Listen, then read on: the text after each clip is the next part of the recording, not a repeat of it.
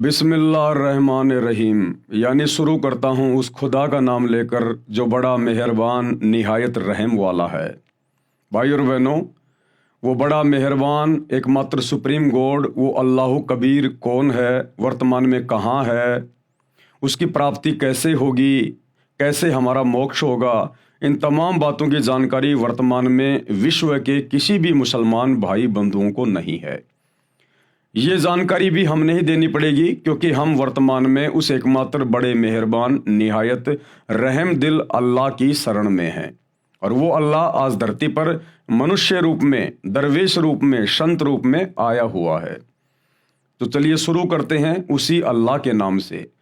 परम पिता परमात्मा, सारी सृष्टि के रचनहार, कुल मालिक, असंख्य ब्रह्मांडों के स्वामी, जगत गुरु, तीनों लोकों में प्रवेश करके सबका भरण पोषण करने वाले, राजाधिराज, आत्माधार, नाथों के नाथ, देवों के देव महादेव, सर्वेश्वर, महेश्वर, मृत्युंजय, अजरो अमर, आदि अनादि, सनातनी प्रभु, जगत पिता जगदीश्वर, श्री श्री 1008 की उपाधि के वास्तविक अधिकारी, अकाल मूर्त सौद स्वरूपी राम वासुदेव सर्वगतम ब्रह्म, परम पूज्य, प्रथम पूज्य, परम संत, परम पुरुष, परम धनी, परम दयालु, सत्य कबीर, हक्का कबीर, अल्लाह कबीर, बाखबर अल्लाह ताला, जगत के तारणहार, जगत के मुक्तिदाता, जगत के जगन्नाथ, हारे के सहारे, हिंदुओं के राम, मुसलमानों के अल्लाह, सिखों के वाहिगुरु, ईसाइयों के मसीह, दया के सागर दया निधि, करुणा के सागर करुणा निधि, स्वयं भू परिभू, संकट मोचन, कष्ट हरण, मंगल करण, दुख भंजन, अविगत कबीर, निर्विकार निर्विषम परमात्मा, अलय अलेख सतगुरु, आदि अनादि सतगुरु, असली मर्यादा पुरुषोत्तम, असली राम, असली कृष्ण, असली घनश्याम, असली मुरारी, राजाओं के राजा, महाराजाओं के महाराजा, शहनशाहों के शहनशाह, सम्राटों के सम्राट, भगवानों के भगवान, अल्लाहों के अल्लाह, प्रभुओं के प्रभु, मसीहाओं के मसीह, सच्चे वाहिगुरु, बाबाओं के बाबा, पीरों के पीर, सेठों के सेठ, जगत सेठ, सावड़सा सेठ, सर्वगुण संपन्न, अनंत कोटि कलाओं के स्वामी, अनंत कोटि ब्रह्मांडों के नायक, योगियों में महायोगी, ध्यानियों में महाध्यानी, सिद्धों में परम सिद्ध, ज्ञानियों में तत्व ज्ञानी, ब्रह्म ज्ञानी, महाज्ञानी, परम ज्ञानी, सर्वश्रेष्ठ ज्ञानी, विज्ञानी, युवा कबीर, समरथ कबीर, असमवात, अमित ओजा, सच्चे रहनुमा, करीम अल्लाह, सुबहान अल्लाह, दुनिया के अंतिम पैगंबर, 8 सितंबर 1951 से गांव धनाना, जिला सोनीपत, हरियाणा, भारतवर्ष की पावन भूमि पे प्रकट रियल कल की भगवान श्री नारायण साकार हरि, श्री बाबा साहेब नूर अनंत परमात्मा, संत शिरोमणि सतगुरु रामपाल जी परमेश्वर जी के चरण कमल में लाइव वीडियो देख रहे देश विदेश से आप और हम सभी भाई बहनों का अनंत कोटि दंडवत प्रणाम। भाई और बहनों, वो बड़ा मेहरबान निहायत रहम वाला अल्लाह कौन है? वो स्वयं आज संत रूप में भारतवर्ष की पावन भूमि पे प्रकट है और उनका पवित्र नाम है परमपिता परमेश्वर सतगुरु रामपाल जी। यही वो एकमात्र अल्लाह है, खुदा है, सुप्रीम गॉड है, जिसे वर्तमान में मुसलमान समाज के भाई बहनों ने ये कहकर रिजेक्ट कर रखा है कि अल्लाह दिखाई नहीं देता, अल्लाह कभी धरती पर मनुष्य रूप में नहीं आता, अल्लाह खाता नहीं, अल्लाह पीता नहीं, अल्लाह साकार नहीं है, अल्लाह तो बेचून है, निराकार है। ये केवल मुसलमान समाज के भाई बहनों की अपनी खुद की मनमानी थ्योरी है, जबकि कुरान शरीफ, कुरान मजीद चीख चीख के प्रमाण दे रही है, पवित्र बाइबल चीख चीख के प्रमाण दे रही है, चारों वेद और गीता जी चीख चीख के प्रमाण दे रहे हैं कि वो अल्लाह कबीर, वो सुप्रीम गॉड, सर्व का उत्पत्ति करता, सबका पालन पोषण करता, वो साकार है, निराकार नहीं है, वो नर आकार है, मनुष्य के जैसा है, और उसने सभी मनुष्यों को, स्त्री और पुरुषों को अपने जैसे स्वरूप में बनाया है। परमेश्वर हमारे जैसा है, हम परमेश्वर के जैसे हैं। तो ये गलती धर्म के ठेकेदारों की है, मुसलमान धर्म के मुल्ला मौलवियों की, काजियों की, हिंदू धर्म के आचार्य और शंकराचार्यों की, धर्म गुरुओं की, जो अपने धर्म के सदग्रंथों को सही प्रकार से समझ नहीं पाए, क्योंकि उन्हें कोई तत्वदर्शी संत नहीं मिला। और तत्वदर्शी संत वो अल्लाह कबीर स्वयं ही बन के आता है। और जब वो स्वयं यहाँ आकर इन ग्रंथों को पढ़ाता है तब इस जीव की बुद्धि ऑन होती है, ये सदग्रंथों में लिखी सच्चाई को पहचान पाता है। तो कमी रही हमारे धर्म के धर्म गुरुओं की, जिनको खुद ज्ञान नहीं था, भला आम समाज को, आम जनता को वे कहाँ से ज्ञानी बना देते। लेकिन आज उस एकमात्र अल्लाह सुप्रीम गॉड इबादत कबीरा, उन्होंने स्वयं धरती पर आकर अपना अनमोल तत्व ज्ञान देकर बच्चे बच्चे को विद्वान बना दिया, बच्चे बच्चे को। और अब उन्होंने अपने कर कमल से पवित्र पुस्तक, एकमात्र आसमानी पुस्तक मुसलमान समाज के लिए, जो अल्लाह ने स्वयं धरती पर आकर अपने कर कमल से लिखी है, मुसलमान नहीं समझे ज्ञान कुरान। अब इस पुस्तक के माध्यम से आप लोगों तक जानकारी पहुंच रही है कि अल्लाह धरती पर है और साकार है, और जितना जल्दी हो सके उनकी शरण में आ जाइए, अन्यथा 2028 युग परिवर्तन का समय है, महाविनाश दरवाजे पे खड़ा है। तो भाई और बहनों, इस पवित्र पुस्तक के ऊपर 5 वीडियो बन चुके हैं, आज हमारा 6 नंबर का वीडियो है। यदि आपने अभी तक पिछले वीडियो नहीं देखे हैं तो आपको ज़रूर देखने चाहिए, क्योंकि उनको देखे बिना आप जी आगे की वीडियो समझ नहीं पाएंगे। तो पिछले वीडियो में गुरुदेव भगवान ने जिक्र किया कि किस प्रकार से सभी धर्मों की पवित्र पुस्तकों में मांस खाने का उस एकमात्र इबादत कबीरा, कबीर परमेश्वर की तरफ से कोई आदेश नहीं है किसी को भी। और यदि मांस खाने का आदेश यदि बाद में इन पुस्तकों में लिखा गया है, चाहे वो मुसलमानों की हो चाहे हिंदुओं की हो, तो इस शैतान के द्वारा, इस डुप्लीकेट अल्लाह के द्वारा, इस काल के द्वारा ये आदेश दिए गए हैं फरिश्तों के माध्यम से। और शैतान के द्वारा जो आदेश दिए गए हैं उन आदेशों को हमने बिल्कुल भी स्वीकार नहीं करना है, जबकि परमपिता परमेश्वर ने, जिन्होंने सारी सृष्टि की उत्पत्ति की, जो ओरिजिनल अल्लाह है, सुप्रीम गॉड है, जिनके विषय में सूरत फुरकानी 25 आयत नंबर 52 से 59 में कुरान मजीद में लिखा हुआ है कि उस परमेश्वर ने 6 दिन में आसमान और जमीन के दरमियान जो भी कुछ था उसको बनाया और 7वें दिन अपने तख्त पर बैठकर विश्राम किया। तो उस परमेश्वर ने, अल्लाह कबीर ने 6 दिनों में किसी भी आत्मा को मांस खाने का या जीव हत्या करने का कोई आदेश नहीं दिया। उस परमेश्वर के सतलोक में सिंहासन पर जाकर बैठने के बाद इस शैतान ने फिर आगे जो आदेश दिया है उस आदेश को हमने फॉलो नहीं करना है। और आज गुरुदेव हमें बता रहे हैं कि किसी भी धर्म के किसी भी महापुरुष ने, जो कि धर्म के अगुवा रहे हैं, उन्होंने मांस भक्षण नहीं किया। तो मुसलमान धर्म के जो अंतिम पैगंबर माने जाते हैं हज़रत मोहम्मद जी, उन्होंने अपने जीवन में कभी मांस को छुआ भी नहीं, खाना तो बहुत दूर की बात है। फिर आज वर्तमान का मुसलमान समाज कैसे कह सकता है कि हम हज़रत मोहम्मद जी के फॉलोवर हैं, हम हज़रत मोहम्मद जी के नियम और मर्यादाओं में चल रहे हैं, हम उनकी शिक्षाओं में चल रहे हैं। एक भी मुसलमान हज़रत मोहम्मद की शिक्षाओं में वर्तमान में नहीं चल रहा है। तो गुरुदेव आज बता रहे हैं नबी हज़रत मोहम्मद के विषय में, वो मांस खाया करते थे या नहीं खाया करते थे। ये पवित्र पुस्तक है मुसलमान नहीं समझे ज्ञान कुरान, और इसका पेज नंबर 18+ पार्ट नंबर 6। हजरत मोहम्मद जी मांस नहीं खाते थे। संत गरीबदास महाराज गांव छुडानी जिला झज्जर हरियाणा वाले ने अपनी अमृतवाणी में भी स्पष्ट किया है कि हजरत मोहम्मद जी तथा 1,80,000 जो आदम जी से मोहम्मद जी तक नबी हुए हैं तथा मोहम्मद जी के उस समय अनुयायी मुसलमान थे, उन्होंने मांस नहीं खाया तथा गाय को बिस्मिल यानी हत्या नहीं किया। नबी हजरत मोहम्मद जी ने अपने जीवन काल में वो 63 वर्ष तक रहे, उसके बाद बीमारी से उनकी मृत्यु हुई। उन्होंने कभी भी अपने जीवन में मांस भक्षण नहीं किया, और ना ही हजरत आदम से लेकर हजरत मोहम्मद जी तक जो 1,80,000 पैगंबर हुए, नबी हुए, उन्होंने कभी किसी को मांस खाने का आदेश नहीं दिया, ना उन आत्माओं ने कभी मांस भक्षण किया।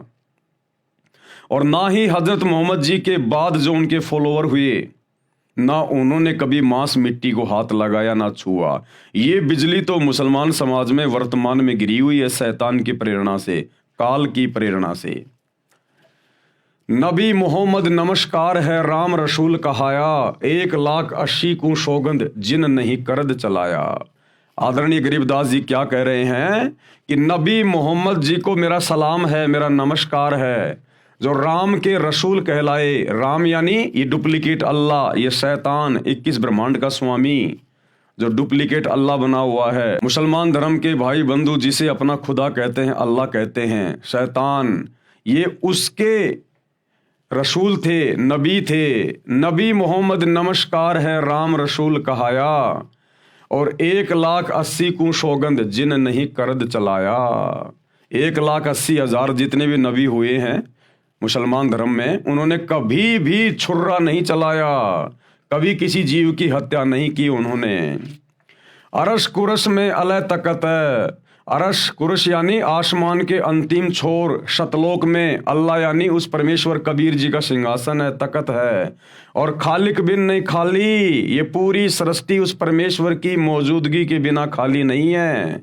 वे पैगंबर पाक पुरुष थे, वे जितने भी नबी हुए, पैगंबर हुए, वो तो बिल्कुल पवित्र आत्माएं थी। साहिब के अब्दाली, वो परमात्मा के रसूल थे। भावार्थ, संत गरीबदास जी ने बताया है कि नबी मोहम्मद को मैं प्रणाम करता हूँ। वे तो परमात्मा के रसूल यानी संदेश वाहक थे। उनके 1,80,000 मुसलमान अनुयायी मोहम्मद जी के समय में हुए हैं। 1,80,000 नबी भी बाबा आदम से हजरत मोहम्मद जी तक हुए हैं। मैं गरीबदास जी कसम खाता हूँ कि उन्होंने 1,80,000 नबियों तथा अनुयायियों ने तथा हजरत मोहम्मद जी ने ज्ञान होने के बाद कभी किसी जीव पर करद यानी छुर्रा नहीं चलाया, अर्थात कभी भी जीव हिंसा नहीं की और मांस नहीं खाया। परमात्मा आसमान के अंतिम छोर यानी सभी ब्रह्मांडों के ऊपर के स्थान पर विराजमान है, शतलोक में, परंतु उसकी नजरों से कोई भी जीव छिपा हुआ नहीं है। वह सर्व जीवों को देखता है। वे पैगंबर हजरत मोहम्मद तथा अन्य पवित्र आत्माएं थे, वे परमात्मा के कृपया पात्र थे। हजरत मोहम्मद जी मुसलमान भाइयों को शिक्षा लेने की आवश्यकता है। आज जिस कदर मुसलमान धर्म में हरी सब्जियों की तरह मांस खाया जाता है, शैतान की प्रेरणा से, काल की प्रेरणा से जम के अपने कर्म फोड़े जा रहे हैं। हजरत मोहम्मद जी को आप अपना नबी मानते हैं, रसूल मानते हैं, आपने उनसे शिक्षा लेनी चाहिए। जब हजरत मोहम्मद जी को नबूवत मिली, जब वे पैगंबर मिले, अल्लाह के संदेश वाहक कहलाए, उसके बाद उन्होंने कभी जिंदगी में मांस नहीं खाया, छुआ भी नहीं उन्होंने कभी। उनको पता था कि मांस खाने वाला सीधा नरक में जाता है, अल्लाह का दोषी बनता है। लेकिन भाई और बहनों, सत भक्ति हजरत मोहम्मद जी को प्राप्त नहीं हो पाई। उनको परमात्मा कबीर जी, अल्लाह कबीर जरूर मिले थे जिंदा बाबा के रूप में, लेकिन हजरत मोहम्मद जी ने उनकी भक्ति को सही प्रकार से नहीं निभाया। और ये शैतान, ये डुप्लीकेट अल्लाह, उसने नबी मोहम्मद के ऊपर जो कुरान शरीफ की आयतें नाजिल की या करवाई फरिश्तों के माध्यम से, केवल उसी की साधना में, डुप्लीकेट साधना में लगा रहा, डुप्लीकेट अल्लाह की डुप्लीकेट साधना में लगा रहा, जिस कारण से वो आत्मा जन्नत में नहीं जा पाई, वो आत्मा मोक्ष प्राप्त नहीं कर पाई। और उस डुप्लीकेट अल्लाह की भक्ति करते करते अंत में हजरत मोहम्मद जी की बड़ी दुर्गति से मौत हुई, बड़ी दुर्गति से। अब ये विचार करने की बात है मुसलमान समाज के भाई बंधुओं के लिए, मुल्ला मौलवियों के लिए, कि हजरत मोहम्मद जी ने क्या किया। वो कितने पाक पुरुष थे जिन्होंने कभी मांस को छुआ भी नहीं, और आप लोग सातों दिन हरी सब्जियों की तरह मांस खाते हो। और जब हजरत मोहम्मद जी की ऐसी दुर्गति से मौत हुई, अंत में अकाल मृत्यु, मात्र 63 साल की उम्र में अकाल मृत्यु, तो सोचिए, आप लोग अल्लाह की इबादत तो छोड़ दीजिए, आप तो अपने नबी हजरत मोहम्मद जी की शिक्षाओं पर भी सही प्रकार से नहीं चल पा रहे, तो आप लोगों के साथ में क्या बीतेगी, आप कहां जाओगे जब आपके नबी जन्नत में नहीं जा पाए। एक छोटी सी झलक आप लोगों को दिखा देते हैं आप ही की धर्म की पुस्तक से, कि अंत समय में हजरत मोहम्मद जी के साथ में क्या हुआ था, ताकि आप लोगों को विश्वास हो जाए और आप भी हो सकता है ये कुकर्म करने से बचें। तो भाई और बहनों, ये पुस्तक है हजरत मोहम्मद सल्लल्लाहु अलैहि वसल्लम, मोहम्मद इनायतुल्लाह शुबानी, अनुवाद नसीम गाजी फलाही। ये ना मैंने लिखी है ना मेरे गुरुदेव भगवान ने लिखी है, ये आप मुसलमान धर्म के भाई बहनों के द्वारा लिखी गई है। ये इनके टेलीफोन नंबर हैं। Medina Islamic book depot centre 273 Ramganj Bazar Jaipur, ये उनके मोबाइल नंबर हैं। मालिक अब्दुल मुजीब है, ये वहाँ से लाई गई है। मरकजी मकतबा इस्लामी पब्लिशर्स नई दिल्ली, ये पिन कोड नंबर हैं। कहाँ से छपी है, ये कॉपीराइट वगैरह सब कुछ देख सकते हैं। ये आपको इसलिए दिखाया जा रहा है ताकि आप लोगों को विश्वास हो कि वास्तव में हमारे धर्म की पुस्तकों में क्या लिखा है और हम लोग क्या साधना कर रहे हैं। तो ये हजरत मोहम्मद जी की जीवनी है और पेज नंबर 326 से आप इसको पढ़ सकते हैं। पेज नंबर 326 से। तकलीफ बहुत बढ़ गई, यानी अंत समय में हजरत मोहम्मद जी को इतनी ज्यादा तकलीफ हो गई, उनसे खड़ा भी नहीं हुआ जाता था। मात्र 63 साल की उम्र में, मात्र 63 साल की उम्र में उनकी अकाल मृत्यु हुई। अब सोचो भाई और बहनों, आप लोगों के साथ में क्या बीतेगी। अंत में ऐसी दुर्गति आपके नबी की हुई, उस डुप्लीकेट अल्लाह, उस शैतान की इबादत करने से, शैतान की इबादत करने के कारण, सत भक्ति को ठुकराने के कारण, जो ओरिजिनल अल्लाह उनको मिले थे, कबीर परमात्मा जिंदा बाबा के रूप में काबा में जब हजरत मोहम्मद जी हज करने गए थे, उनको वहां ओरिजिनल अल्लाह मिला था, जिंदा बाबा। जो तुम मुसलमान समाज के भाई कहते हो अल्लाह दिखाई नहीं देता, अल्लाह बोलता नहीं, अल्लाह चलता नहीं, वो अल्लाह उन्हें मिला था और अपने लोक में लेके गया था, सचखंड में लेके गया था। लेकिन हजरत मोहम्मद जी ने अस्वीकार कर दिया, क्योंकि यहाँ उनके बहुत ज़्यादा फॉलोवर हो गए थे, उनके अंदर मान बढ़ाई छा गई थी, अहंकार आ गया था। तो परमेश्वर ने उनको वापस छोड़ दिया और उनको एक कलमा दे दिया, अल्लाहु कबीर, अल्लाहु कबीर, कि ए हजरत मोहम्मद, अगर कभी कोई आपत्ति आए तो तू ये कलमा पढ़ना, मैं तेरी मदद के लिए आऊंगा। उसके बाद पूरी जिंदगी हजरत मोहम्मद जी ने वही शैतान वाली इबादत की, वही शैतान वाली। और उस इबादत को करने के चलते अंत में हजरत मोहम्मद जी के साथ में क्या हुआ, कैसी दुर्गति से उनकी मौत हुई, ये वर्तमान के मुसलमानों के लिए जो हरी सब्जी की तरह मांस खाते हैं, मंदिरों में जाते हैं, मज़ारों पे सिजदा करते हैं, बहुदेववादी हो गए हैं, ये उनके लिए शिक्षा है कि तुम्हारे नबी के साथ में ऐसा हुआ और तुम तो वो भक्ति भी नहीं कर रहे जो तुम्हारे नबी ने की थी, तो आप लोगों के साथ में क्या बीतेगा। तकलीफ बहुत बढ़ गई, बुखार इतना तेज हुआ कि पूरा शरीर जलने लगा। चहेती बेटी फातिमा रोज बाप की खिदमत में यानी सेवा में हाजिर होती। आप उन्हें देखकर शने से खड़े हो जाते, उन्हें चूमते और अपने पास बिठा लेते। आज बला की बेचैनी थी, उस दिन हजरत मोहम्मद को जबरदस्त बेचैनी थी, बड़ी पीड़ा हो रही थी, कमजोरी भी बहुत ज्यादा थी। हजरत फातिमा आई तो आप उठकर प्यार ना कर सके, अपनी बेटी को भी प्यार ना कर सके, इतने ज्यादा बीमार हो गए थे, उठने की हिम्मत भी नहीं थी, कमजोरी बहुत ज्यादा थी। हजरत फातिमा आई तो आप उठकर प्यार ना कर सके, वे पास आई, स्वयं उन्होंने आपको चूमा और पहलू में बैठ गई। बुखार इतना तेज था कि बार बार आप सलल बेहोश हो जाते। देख लो भाई और बहनों, शैतान की इबादत का नतीजा हजरत मोहम्मद के साथ में ये बीता, आप लोगों के साथ क्या होगा। पास ही एक बर्तन में ठंडा पानी था, आप उसमें हाथ डालते और चेहरे पर मलते, बेचैनी बहुत थी। ठीक उसी वक्त आपके होठ हिले और कानों में ये शब्द सुने, यहूदियों और ईसाइयों पर अल्लाह की लानत हो कि वे अपने पैगंबरों की कब्रों पर सजदे करने लगे।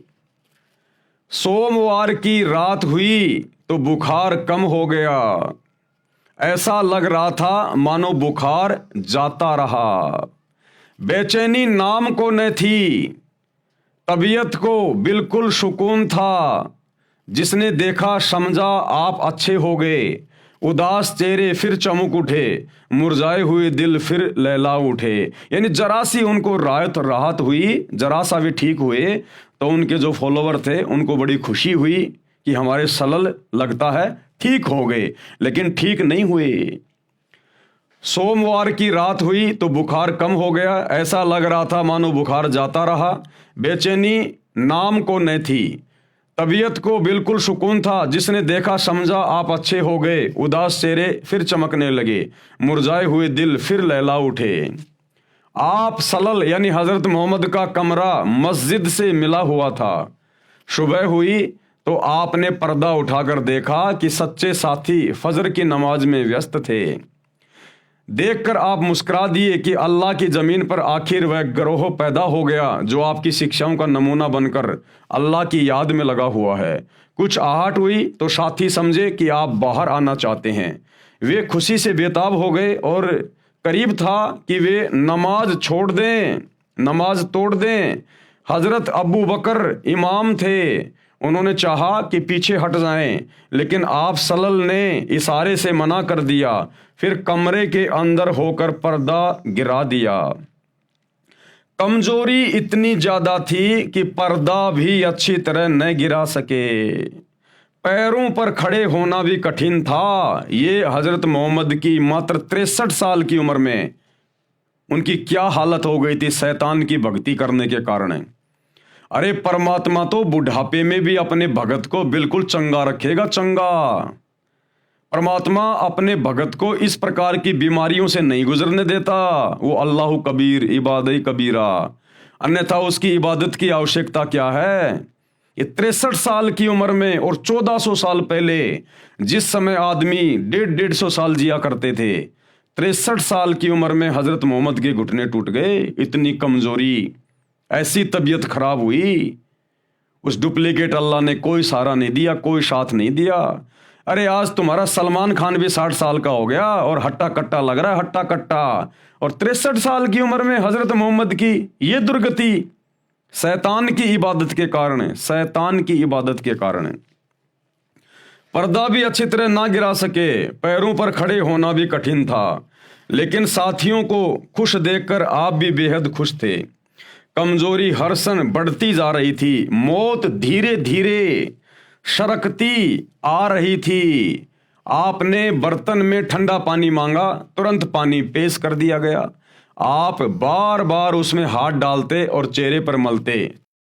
चादर कभी मुख पर डाल लेते, कभी हटा लेते। उस समय निरंतर आपके मुख से ये शब्द निकल रहे थे, क्या? ए अल्लाह, नजा यानी जाल निकलने के समय की परेशानियों को झेलना मेरे लिए आसान कर दे। आंख फाड़ के देख लो मुसलमान धर्म के भाइयों और बहनों, नबी हजरत मोहम्मद अपने अल्लाह से ये दुआ कर रहे थे, पुकार कर रहे थे कि ए अल्लाह, अरे कम से कम मेरा शरीर, मेरी मौत मेरे नजदीक है, कम से कम अब तो मेरी परेशानी को कम कर दे। यानी मेरे प्राण निकलते समय तो कम से कम मुझे थोड़ी बहुत राहत दे दे। वो इतने दुखी हो रहे थे, इतने बेचैन हो रहे थे, उनको ढंग की मौत भी नसीब नहीं हुई। आपके नबी को मौत भी आरामदायक नसीब नहीं हुई। ये है शैतान की भक्ति का प्रतिफल जो हजरत मोहम्मद जी ने की, ये उसका प्रतिफल है। और परिणाम भोगा उन्होंने उस सच्चे इबादत कबीरा, कबीर परमेश्वर की भक्ति को ठुकराने का। अंत में अल्लाह से पुकार कर रहा है, मिन्नतें कर रहा है कि मेरी मौत का दिन निकट है, कम से कम मेरी थोड़ी बहुत तो परेशानी कम कर दे, मेरे प्राण तो ढंग से निकल जाएं। लेकिन वो भी ढंग से नहीं निकलने दी वो शैतान ने, डुप्लीकेट अल्लाह ने। ए अल्लाह, नजा यानी जाल निकलने के समय की परेशानियों को झेलना मेरे लिए आसान कर दे। प्यारे बाप की बेचैनी देखकर हजरत फातिमा बेचैन हो गई, उनकी बेटी भी बेचैन हो गई अपने बाप की बेचैनी को देख के। वे खुद ब खुद पुकार उठी। हजरत फातिमा क्या बोली? हाय मेरे बाप की बेचैनी। आपने सुना तो फरमाया आज के बाद फिर तुम्हारा बाप बेचैन ना होगा कि बेटी मैं जा रहा हूं, मेरा अंतिम समय है, इसके बाद मैं कभी बेचैन नहीं रहूंगा। यानी इस शरीर में मुझे फिर ये तकलीफ नहीं मिलेगी, ये मेरी अंतिम तकलीफ है, मेरी लास्ट तकलीफ है। इतना दुखी, इतना परेशान अंत समय में। दोपहर के बाद का समय था, सीने में सांस धड़ाधड़ रही थी। इतने में आप सल्लल यानी हजरत मोहम्मद के होठ हिले और कानों में ये आवाज आई, नमाज और गुलामों से अच्छा सलूक। फिर हाथ ऊपर उठे, आप सल्लल ने उंगली से इशारा किया और फिर फरमाया, अब और कोई नहीं, बस वही सबसे बड़ा साथी। क्या बोले हजरत मोहम्मद? बस अब और कोई नहीं, वो ही सबसे बड़ा साथी। कौन? वो इबादई कबीरा, ओरिजिनल खुदा, जो हजरत मोहम्मद को मक्का में मिला था, काबा में मिला था। क्योंकि हजरत मोहम्मद ने देख लिया कि मैंने शैतान की इबादत की पूरी जिंदगी और अंत में मुझे मौत भी ढंग की नसीब नहीं हो रही, इतनी भयंकर बेचैनी मुझे हो रही है। तो कहा कि एकमात्र वो ही है बस सबका साथी, अल्लाह कबीर, वो कबीर परमात्मा ही साथी है, ये शैतान साथी नहीं है। अब और कोई नहीं, बस वही सबसे बड़ा साथी। यही कहते कहते हाथ लटकाए, आंखें छत से लग गई और पवित्र आत्मा रब से जा मिली, यानी शैतान से जा मिली। मुसलमान जिसे अपना रब कहते हैं, जिसे अपना अल्लाह कहते हैं, वो शैतान है, शैतान है। अब ये देख लो अंत समय में हजरत मोहम्मद की हालत। अरे भक्ति क्यों की जाती है, इबादत क्यों की जाती है? ये दुनिया मंदिरों में, मस्जिदों में धक्के क्यों खा रही है? ये भगवान के लिए पैदल जाती है लंबे लंबे रास्ते तय करके, क्यों? सुख शांति के लिए। जब तक जिए तब तक घर परिवार में सुख शांति रहे, कारोबार ठीक ठाक चले, बाल बच्चे सलामत रहे, शरीर सलामत रहे, और अंत में ये शरीर आसानी से छूट जाए। इसीलिए तो दुनिया भक्ति करती है। और देख लो हजरत मोहम्मद जी की अंत समय में क्या हालत हुई। तो वर्तमान के मुसलमानों को एक शिक्षा है कि तुम लोग तो वो साधना भी नहीं कर रहे जो हजरत मोहम्मद ने की थी। उस पवित्र आत्मा ने कभी जिंदगी में मांस को छुआ नहीं, कभी ब्याज लिया नहीं, कभी झूठ बोला नहीं। और आप मुसलमान क्या कर रहे हो वर्तमान में? उनकी एक भी शिक्षा पर नहीं हो, तो सोचो तुम्हारे साथ में क्या होगा, यहां भी और शरीर छोड़कर जाने के बाद भी। सोमवार का दिन था, रबीउल अव्वल की 12 तारीख थी, हिजरत का 11वां साल था। जानी सारों की नज़र में दुनिया अंधेरी हो गई और दिल की बस्ती में सन्नाटा छा गया। निसंदेह हम अल्लाह ही के हैं और बेशक उसी की ओर लौटने वाले हैं। ए अल्लाह, सलामती हो प्यारे नबी पर। अरे जब खुद हजरत मोहम्मद की दुआ उस डुप्लीकेट अल्लाह ने स्वीकार नहीं करी, खुद हजरत मोहम्मद जी प्रार्थना करते करते मर गए कि ए अल्लाह, कम से कम मरते मरते तो कम से कम मुझे थोड़ी बहुत राहत दे दे, बड़ी बेचैनी हो रही है। जब उस डुप्लीकेट अल्लाह ने, शैतान ने हजरत मोहम्मद की खुद की प्रार्थना स्वीकार नहीं करी और दुर्गति से ही मौत हुई, तो भला उनके फॉलोअर के द्वारा, उनके अनुयायियों के द्वारा जो सलामती की दुआ की जा रही थी, वो कैसे स्वीकार होगी? हे अल्लाह, सलामती हो प्यारे नबी पर। नबी बेचारा तड़प तड़प के मरा, नबी की तो उसने सुनी नहीं, तुम्हारी कहां से सुन लेगा? उनकी संतान पर और उनके सब साथियों पर। इंतकाल के समय आप सल्लल्लाहु की उम्र 63 साल थी, मात्र 63 साल। अकाल मृत्यु हुई, अकाल मृत्यु। जबकि भक्ति करने वालों की, सच्चे खुदा की सच्ची इबादत करने वालों की, आजीवन मर्यादा में रहने वालों की कभी भी अकाल मृत्यु नहीं होती है। अंत समय में भगत की मौत ऐसे होती है जैसे पका हुआ आम का फल जरा सी हवा लगते पेड़ से नीचे गिर जाता है। तो अंत समय में भगतों की ऐसे मृत्यु होती है। दुनिया वालों की तरह हॉस्पिटल में तड़प तड़प के, एक्सीडेंट में, इस प्रकार से मृत्यु नहीं होती, अन्यथा भक्ति की क्या आवश्यकता। लेकिन ये दुनिया जानती तो नहीं कि भक्ति क्या है, भगवान क्या है। अगर जानना है तो सतगुरु रामपाल जी के यूट्यूब पर सत्संग सुनना शुरू कर दो, जल्द से जल्द उनकी शरण में आ जाओ, वरना 2028 युग परिवर्तन का समय है। ये शैतान, ये काल जिसने नबी को नहीं बख्शा, ये वर्तमान के लोगों को कहाँ बख्शेगा जिनका कोई दीन धर्म नहीं है। अभी 2-3 दिन पहले थाईलैंड में, म्यांमार में भूकंप आया 7.7 रिएक्टर का, सैकड़ों बिल्डिंगें धराशायी हो गई, हजारों लोग अकाल मौत मर गए। आने वाले समय में 15-15 स्केल रिएक्टर के भूकंप आएंगे, 15-15। तब कहाँ जाओगे, किसको पुकारोगे? अरे थाईलैंड के मुसलमान क्या अल्लाह की भक्ति नहीं करते, क्या इबादत नहीं करते? ये शैतान किसी को नहीं बख्शता। जब नबियों को नहीं बख्शा तो औरों की क्या औकात है। इसलिए भाई और बहनों, ये आपकी आंखों के सामने है, ये प्रमाण आपको दिखा दिया गया है। मानो तो ठीक और ना मानो तो ठीक, भाई हमारा जो कर्म है वो हम कर रहे हैं। तो हजरत मोहम्मद जी ने कभी मांस को छुआ भी नहीं, और वर्तमान के मुसलमान आज 7 दिन मांस खाते हैं, तो भाई क्या होगा आप लोगों के साथ में। संत जंभेश्वर महाराज जी के विचार, यानी हजरत मोहम्मद जी को लेकर संत जंभेश्वर जी महाराज एक राजस्थान में संत हुए हैं, वो क्या कुछ कह रहे हैं। इसी बात की गवाही संत जंभेश्वर जी महाराज विष्णोई धर्म के प्रवर्तक ने दी है शब्द संख्या 12 में। महमद महमद न कर काजी, महमद का तो विषम विचारूं। महमद हाथ करद ना होती, लोहे घड़ी नसारू। महमद साथ पयंबर सीधा, 1,80,000। और महमद मर्द हलाली होता, तुम ही भये मुर्दाऊ। भावार्थ किया गुरुदेव ने। संत जंभेश्वर जी ने बताया है कि हे काजी, आप उस पवित्र आत्मा मोहम्मद जी का नाम लेकर जो गाय या अन्य जीवों को मारते हो, उस महापुरुष को बदनाम कर रहे हो।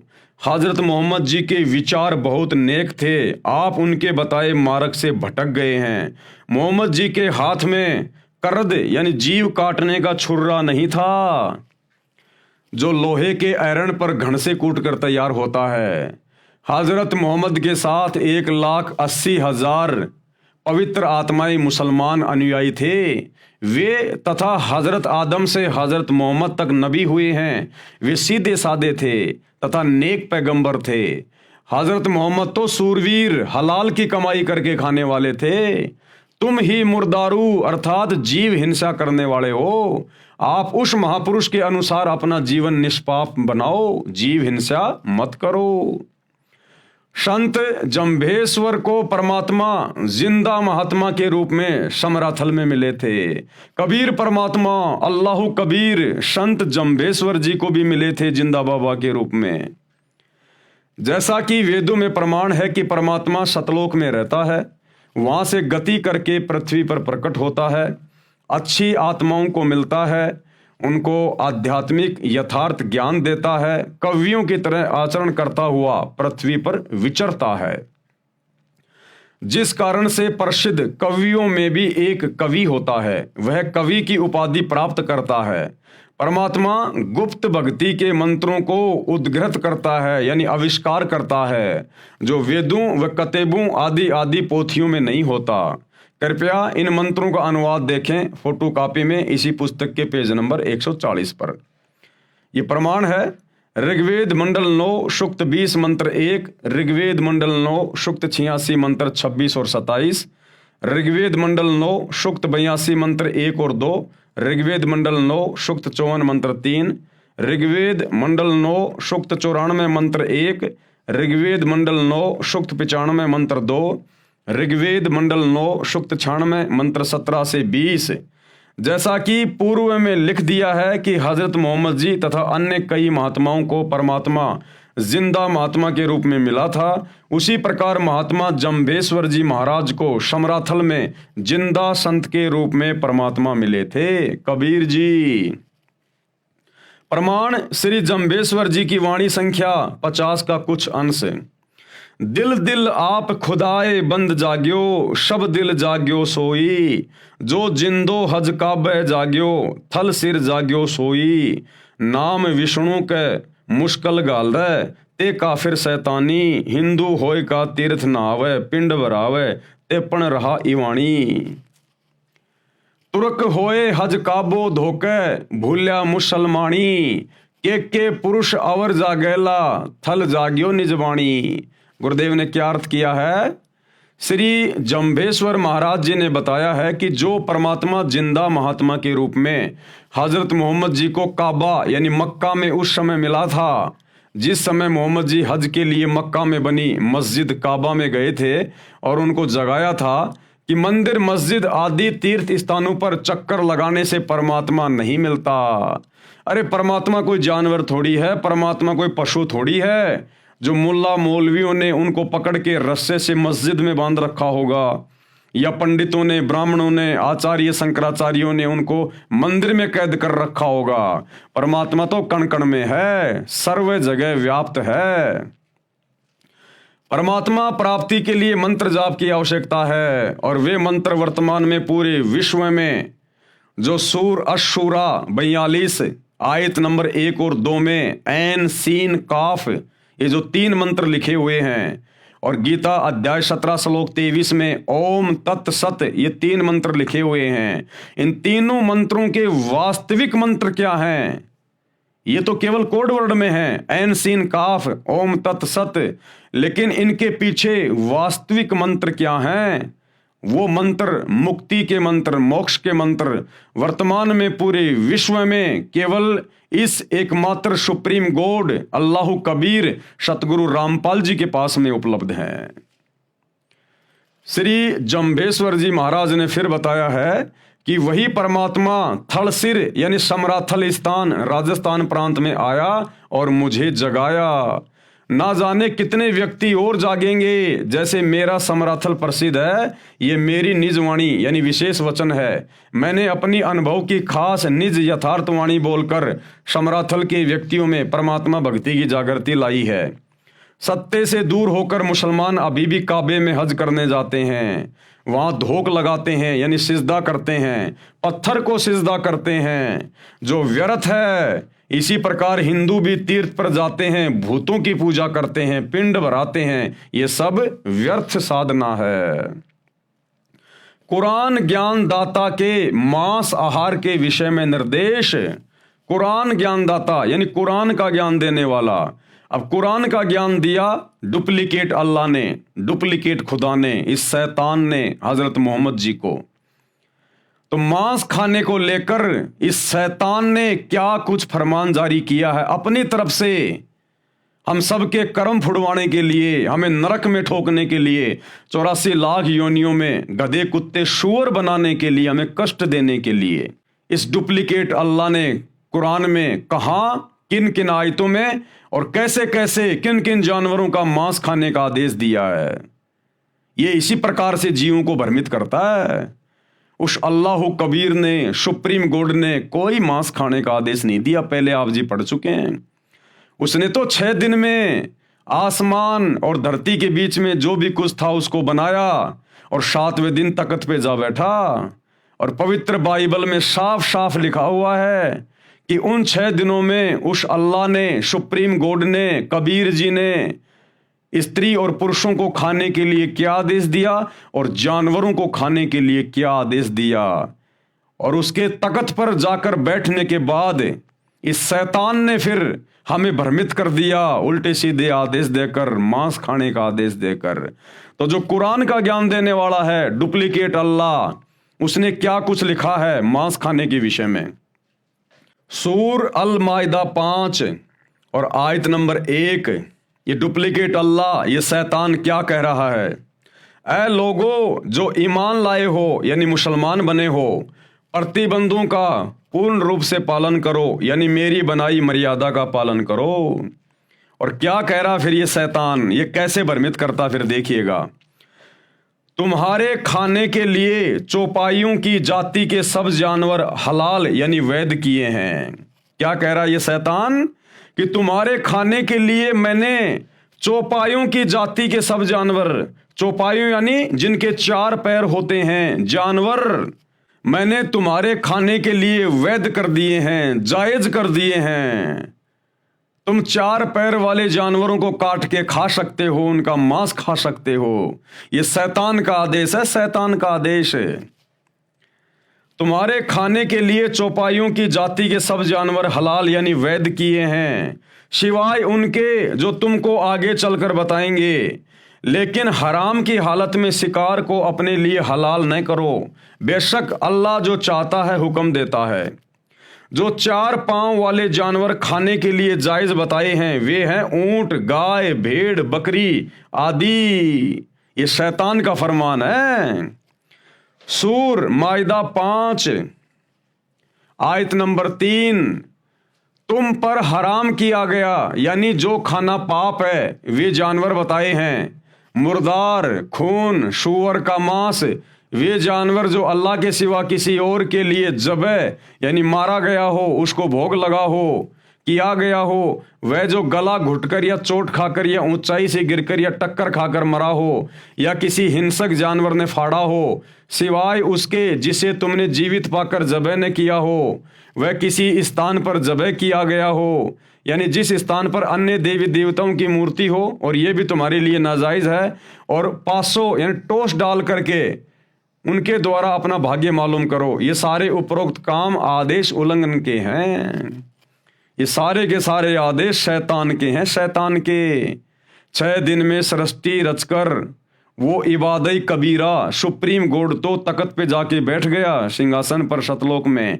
उसके बाद ये आदेश शैतान के हैं, मांस खाने के, परमात्मा के आदेश नहीं हैं। सूरा अल मोमिन 40 आयत नंबर 79, अल्लाह ही ने तुम्हारे लिए चौपाए बनाए हैं ताकि इनमें से किसी पर तुम सवार हो और किसी का गोश्त यानी मांस खाओ। ये शैतान का आदेश है। अल्लाह ने तो ये कहा था कि इस पृथ्वी पर जितने भी जीव जंतु हैं, हे इंसान, तुम उनके ऊपर अपना अधिकार रखना। अधिकार रखने का मतलब कि हे इंसान, जो मैंने तुझे बनाया है नर और नारी करके, तेरे को मैंने विशेष बुद्धि बख्शी है। ये बुद्धि, ये दिमाग अन्य जीव जंतुओं को नहीं है जितनी तुझे है। इसलिए तू अपनी मेहनत करके, अपना पुरुषार्थ करके अपनी रोजी रोटी का बंदोबस्त करना। और तेरे खाने के लिए मैंने जितने भी छोटे छोटे बीज वाले पेड़ हैं और बड़े बड़े जो फल हैं मैंने वो दिए हैं। और तू इन जानवरों पे अधिकार रखना। अधिकार रखने का मतलब है जैसे हम अपने घरों पर गाय रखते हैं, भैंस रखते हैं, तो हमने उनके ऊपर अपना अधिकार किया। हमने उनको समय पे खाना खिलाया, चारा खिलाया, पानी पिलाया, तो वो गाय फिर हमें दूध देती है। दूध से तरह तरह की मिठाइयाँ बनती है, पौष्टिक भोजन बनता है। उस गाय भैंस का गोबर हमारे खेतों में खाद के रूप में काम आता है। वो गाय भैंस हमारे को वो बच्चा देती है, फिर वो खेतों में हल जोतने के काम में आता है। और मरने के बाद उसकी चमड़ी काम आती है पैर के जूते बनाने के लिए। परमेश्वर ने ये नहीं कहा कि तुम जानवरों को खाना काटना, ये नहीं कहा, केवल अधिकार के लिए कहा है।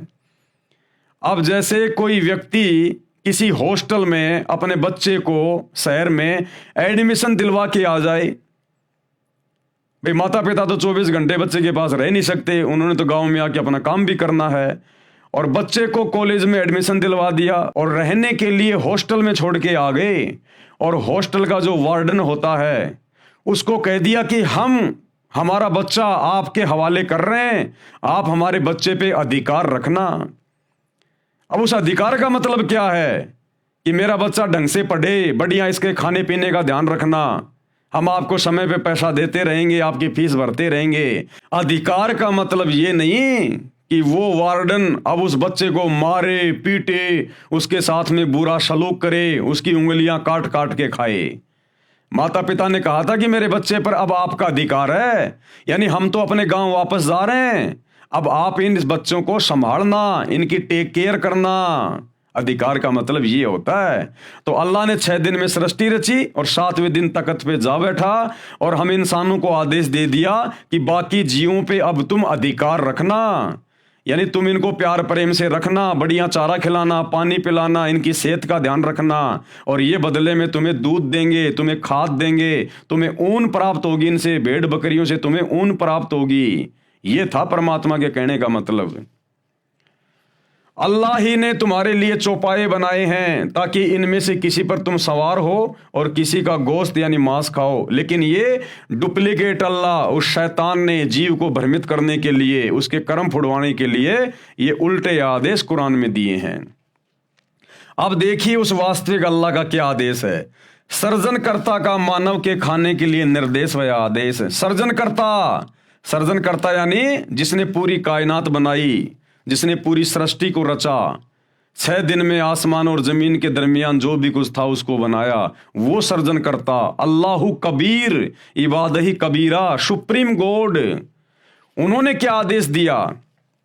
बाइबल ग्रंथ में उत्पत्ति विषय में अध्याय 1 व 2 में, उत्पत्ति अध्याय 1:26, फिर परमेश्वर ने कहा कि हम मनुष्यों को अपने स्वरूप के अनुसार अपनी समानता में बनाएं, यानी इंसान को मैं अपने जैसा ही बना रहा हूं, और वे समुद्र की मछलियों और आकाश के पक्षियों और घरेलू पशुओं और सारी पृथ्वी पर सब रेंगने वाले जंतुओं पर जो पृथ्वी पर रेंगते हैं अधिकार रखें। खाने का आदेश नहीं दिया, अधिकार का आदेश दिया है। जैसे हमारे घर में ऊंट है तो ऊंट पर हमारा अधिकार है, हम ऊंट को खरीद के लेके आते हैं, अब उस पर हमारा अधिकार हो गया। हम उसको खेत में काम में लेंगे, हल जोतेंगे, उससे हमारी फसल पैदा होगी, उस फसल से हमारे परिवार का पालन पोषण होगा। इस प्रकार अधिकार रखने के लिए कहा था अल्लाह कबीर ने, परमेश्वर ने। और देखिए आपको एक छोटा सा बाइबल से भी आप भाई बहनों को दिखा देते हैं ताकि किसी भी प्रकार की शंका ना हो किसी को। ये बाइबल है, ये बाइबल भी उसी शैतान के द्वारा हज़रत ईसा के ऊपर नाजिर हुई थी। ये बाइबल है, आप जी देख सकते हैं, आपकी आंखों के सामने है। ये पवित्र बाइबल अर्थात पुराना और नया धर्म नियम, ये कहाँ से छपी हुई है देख लीजिएगा। यही बाइबल आपको हर पास्टर के हाथ में मिलेगी, आपको हर एक चर्च में मिलेगी, हर एक मसीह के पास में मिलेगी। और ये इसका उत्पत्ति अध्याय नंबर 1 और ये इसके श्लोक नंबर हैं 26 से 29। ये आपको मैंने पहले दिखा दिया था, ये 26 है। फिर परमेश्वर ने कहा, यानी अल्लाह कबीर ने कहा, जिसने 6 दिन में सृष्टि रची, हम मनुष्य को अपने स्वरूप के अनुसार अपनी समानता में बनाएं, यानी मैं इंसान को अपने जैसा अपनी समानता में बनाऊंगा। तो अल्लाह कैसा हुआ? आप और हमारे जैसा हुआ, जिन्होंने अपने जैसा हमें बनाया। अब आगे चलिए, उन्होंने इंसानों को क्या क्या खाने का आदेश दिया। ये वचन नंबर 29, फिर परमेश्वर ने उनसे कहा, सुनो, जितने बीज वाले छोटे छोटे पेड़ सारी पृथ्वी के ऊपर हैं, जितने बीज वाले छोटे छोटे पेड़, इंसानों को कहा परमेश्वर ने, जब नर और नारी करके उनको उत्पन्न किया, फिर उनको खाने के लिए क्या आदेश दिया कि सुनो, पृथ्वी पर बीज वाले जितने भी छोटे छोटे पेड़ पौधे हैं, यानी जौ, ज्वार, मक्का, बाजरा, गेहूं, ये अन्न बीज वाले छोटे छोटे पेड़ हैं। और जितने वृक्षों में बीज वाले फल होते हैं, यानी सेब, संतरा, अंगूर, आम, वे सब मैंने तुमको दिए हैं, वे तुम्हारे भोजन के लिए हैं। ये खाने का आदेश दिया था उस कबीर अल्लाह ने, ना कि मांस खाने का आदेश दिया था। और जानवरों के लिए भी परमात्मा ने आदेश दिया। और जितने पृथ्वी के पशु और आकाश के पक्षी और पृथ्वी पर रेंगने वाले जंतु हैं, जिनमें जीवन का प्राण है, यानी जिनमें आत्मा है, उन सब के खाने के लिए सब हरे हरे छोटे पेड़ दिए हैं। इन जानवरों के लिए, जीव जंतुओं के लिए, इनको खाने के लिए छोटे छोटे पेड़ पौधे दिए हैं, हरे भरे। ये आदेश है अल्लाह कबीर का। उन्होंने तो जानवरों को भी मांस खाने का आदेश नहीं दिया, लेकिन शैतान की प्रेरणा से, शैतान के प्रभाव से आज इंसान भी जानवर से बदतर हो गया, जानवर से बदतर। इसलिए भाइयों और बहनों, ये आपत्तियां आने वाले समय में 2028 जो युग परिवर्तन का दौर है, ये ऐसे इंसानों को झेलनी पड़ेंगी जो उस परमेश्वर के वचन को तोड़कर और शैतान के वचन को ज्यादा महत्व दे रहे हैं। अधिकार रखने से तात्पर्य है कि मानव अन्य प्राणियों से बुद्धिमान बनाया है, जो सब प्राणियों को काबू कर सके। इनको खाने का निर्देश नहीं है। जैसे सर्कस में शेर भी होते हैं, हाथी भी होते हैं, चीता भी होता है, भालू भी होते हैं। तो सर्कस वाला क्या करता है, उसने उन सब के ऊपर अपना अधिकार कर लिया। और अब उनसे खेल दिखा दिखा के वो 2 पैसे कमा रहा है।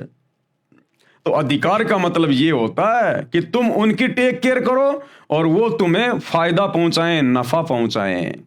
और खाने के लिए परमात्मा ने सबको ये छोटे छोटे बीज वाले पेड़, फल, ये आदेश दिया परमात्मा ने, किसी जीव की हत्या करने का नहीं दिया। उत्पत्ति 1 श्लोक 27, तब परमेश्वर ने मनुष्यों को अपने स्वरूप के अनुसार उत्पन्न किया, नर नारी करके उसने मनुष्य की सृष्टि की। परमेश्वर ने मनुष्यों को आशीष दी और उनसे कहा, फूलो फलो और पृथ्वी के ऊपर भर जाओ। मनुष्यों के भोजन के लिए निर्देश जो अभी आपने बाइबल में देख लिया कि उस अल्लाह कबीर ने, सुप्रीम गॉड ने इंसानों के भोजन के लिए क्या निर्देश दिए। उत्पत्ति अध्याय 1 श्लोक 29, फिर परमेश्वर ने उनसे यानी मनुष्यों से कहा, सुनो, जितने बीज वाले छोटे छोटे पेड़ सारी पृथ्वी के ऊपर हैं, यानी बाजरा, ज्वार, गेहूं, चावल, चना, मक्का, काजू, बादाम, पिस्ता आदि आदि, और जितने वृक्षों में बीज वाले फल होते हैं, आम, अमरूद, जामुन, केले, अंगूर, वे सब मैंने तुमको दिए हैं, वे तुम्हारे भोजन के लिए हैं। अभी आपने बाइबल में देख लिया। उत्पत्ति अध्याय 1 श्लोक 30, और जितने पृथ्वी के पशु और आकाश के पक्षी और पृथ्वी पर रेंगने वाले जंतु हैं, जिनमें जीवन के प्राण हैं, उन सब के खाने के लिए मैंने हरे हरे छोटे पेड़ दिए हैं, और वैसा ही हो गया। उत्पत्ति अध्याय 1 श्लोक 31, बाइबल में क्या लिखा है, तब परमेश्वर ने जो कुछ बनाया था देखा तो क्या देखा कि वो बहुत अच्छा है। तब सांझ हुई, फिर भोर हुआ, इस प्रकार 6वां दिन हो गया। उत्पत्ति अध्याय 2 और आगे ये श्लोक नंबर 2, यों आकाश और पृथ्वी और उसकी सारी सेना का बनाना समाप्त हो गया, और परमेश्वर ने अपना काम जिसे वह करता था 7वें दिन समाप्त किया, और उसने अपने किए हुए सारे काम से 7वें दिन विश्राम किया। यानी वो कबीर परमात्मा अपने सतलोक की सिंहासन पर जा बैठा।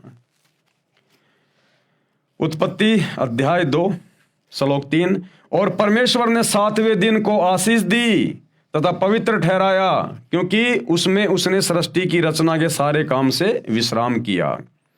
विशेष मानव के भोजन के विषय में यह आदेश उस अल्लाह का, जिसके विषय में कुरान की सूरत फुरकानी 25 आयत नंबर 52 से 59 में वर्णन है कि कबीर अल्लाह ने सर्व सृष्टि की रचना 6 दिन में की, फिर ऊपर आसमान में तकत यानी सिंहासन पर जा विराजा।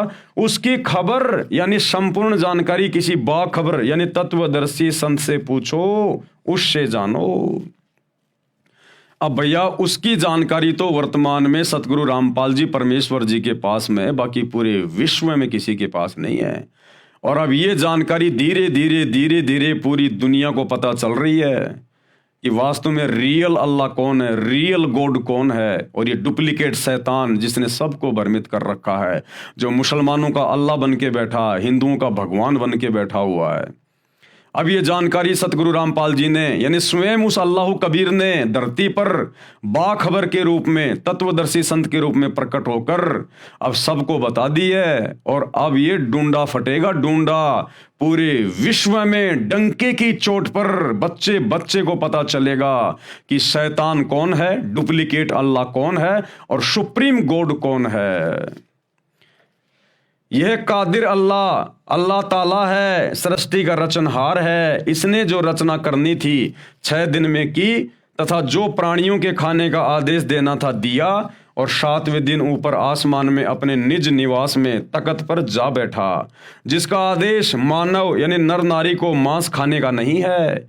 इसके आदेश की अवहेलना करके, अन्य का आदेश पालन करके मांस खाने वाले परमेश्वर का विधान भंग कर रहे हैं।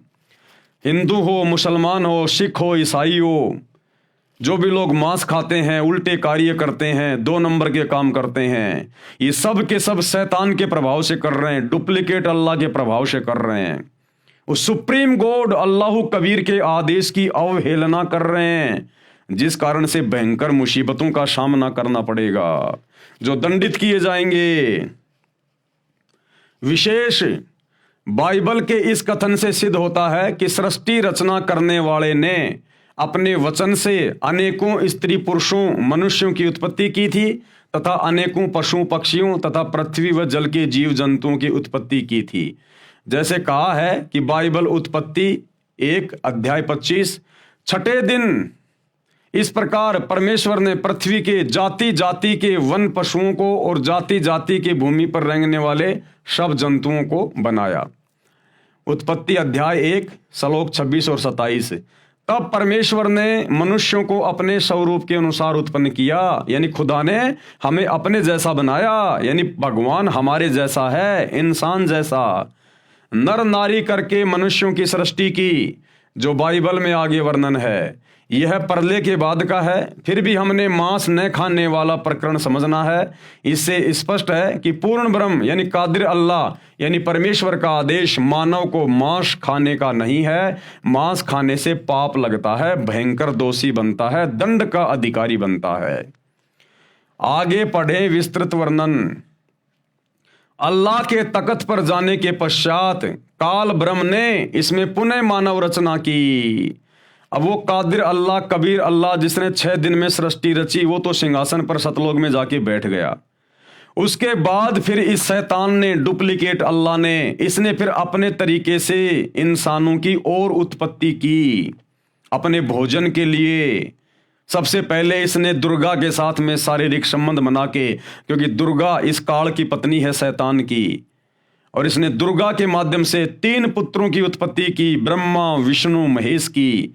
ब्रह्मा सबसे बड़ा बेटा है, उससे छोटा विष्णु, उससे छोटा शंकर जी।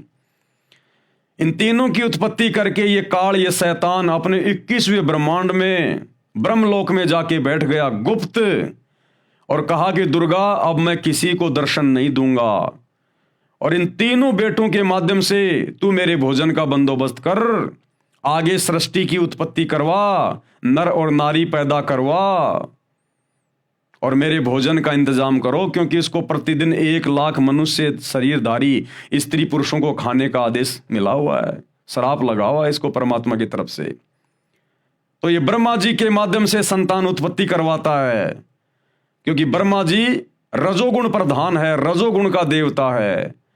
आज इस पृथ्वी पर जितने भी जीव हैं, चाहे इंसान हो चाहे पशु पक्षी हो, जो संतान उत्पन्न करने की जो प्रेरणा होती है, विषय वासना, ये ब्रह्मा जी के कारण होती है। ब्रह्मा जी रजोगुण का प्रधान है, क्योंकि ब्रह्मा जी को इस शैतान ने अपनी पत्नी दुर्गा के माध्यम से ये ड्यूटी दे रखी है, संतान उत्पन्न करने की, नर और नारी उत्पन्न करने की अपने भोजन के लिए। और विष्णु जी के माध्यम से आपस में सबको बांध के रखता है मोह ममता में, क्योंकि विष्णु जी शतोगुण प्रधान है। और फिर शंकर जी के माध्यम से लड़ाई झगड़ा करवा के, मार पिटाई करवा के, एक्सीडेंट में जैसे भी है, फिर ये लोगों की मृत्यु करवाता है, क्योंकि शंकर जी तमोगुण के प्रधान देवता हैं। अल्लाह के यानी उस कबीर परमेश्वर के तख्त पर जाने के बाद काल ब्रह्म ने यानी शैतान ने इसमें दोबारा मानव रचना की। उसका वर्णन आगे है। काल ब्रह्म ने अपने 3 पुत्रों ब्रह्मा, विष्णु तथा शिव को यहाँ का संचालक बनाया है। कर्मों के अनुसार फल देना इसके अधिकार में दिया है, और स्वयं ये गुप्त रहता। ये शैतान किसी के सामने नहीं आता, खुद ये अपने 21वें ब्रह्मांड में जाके बैठ गया, गुप्त रहता है।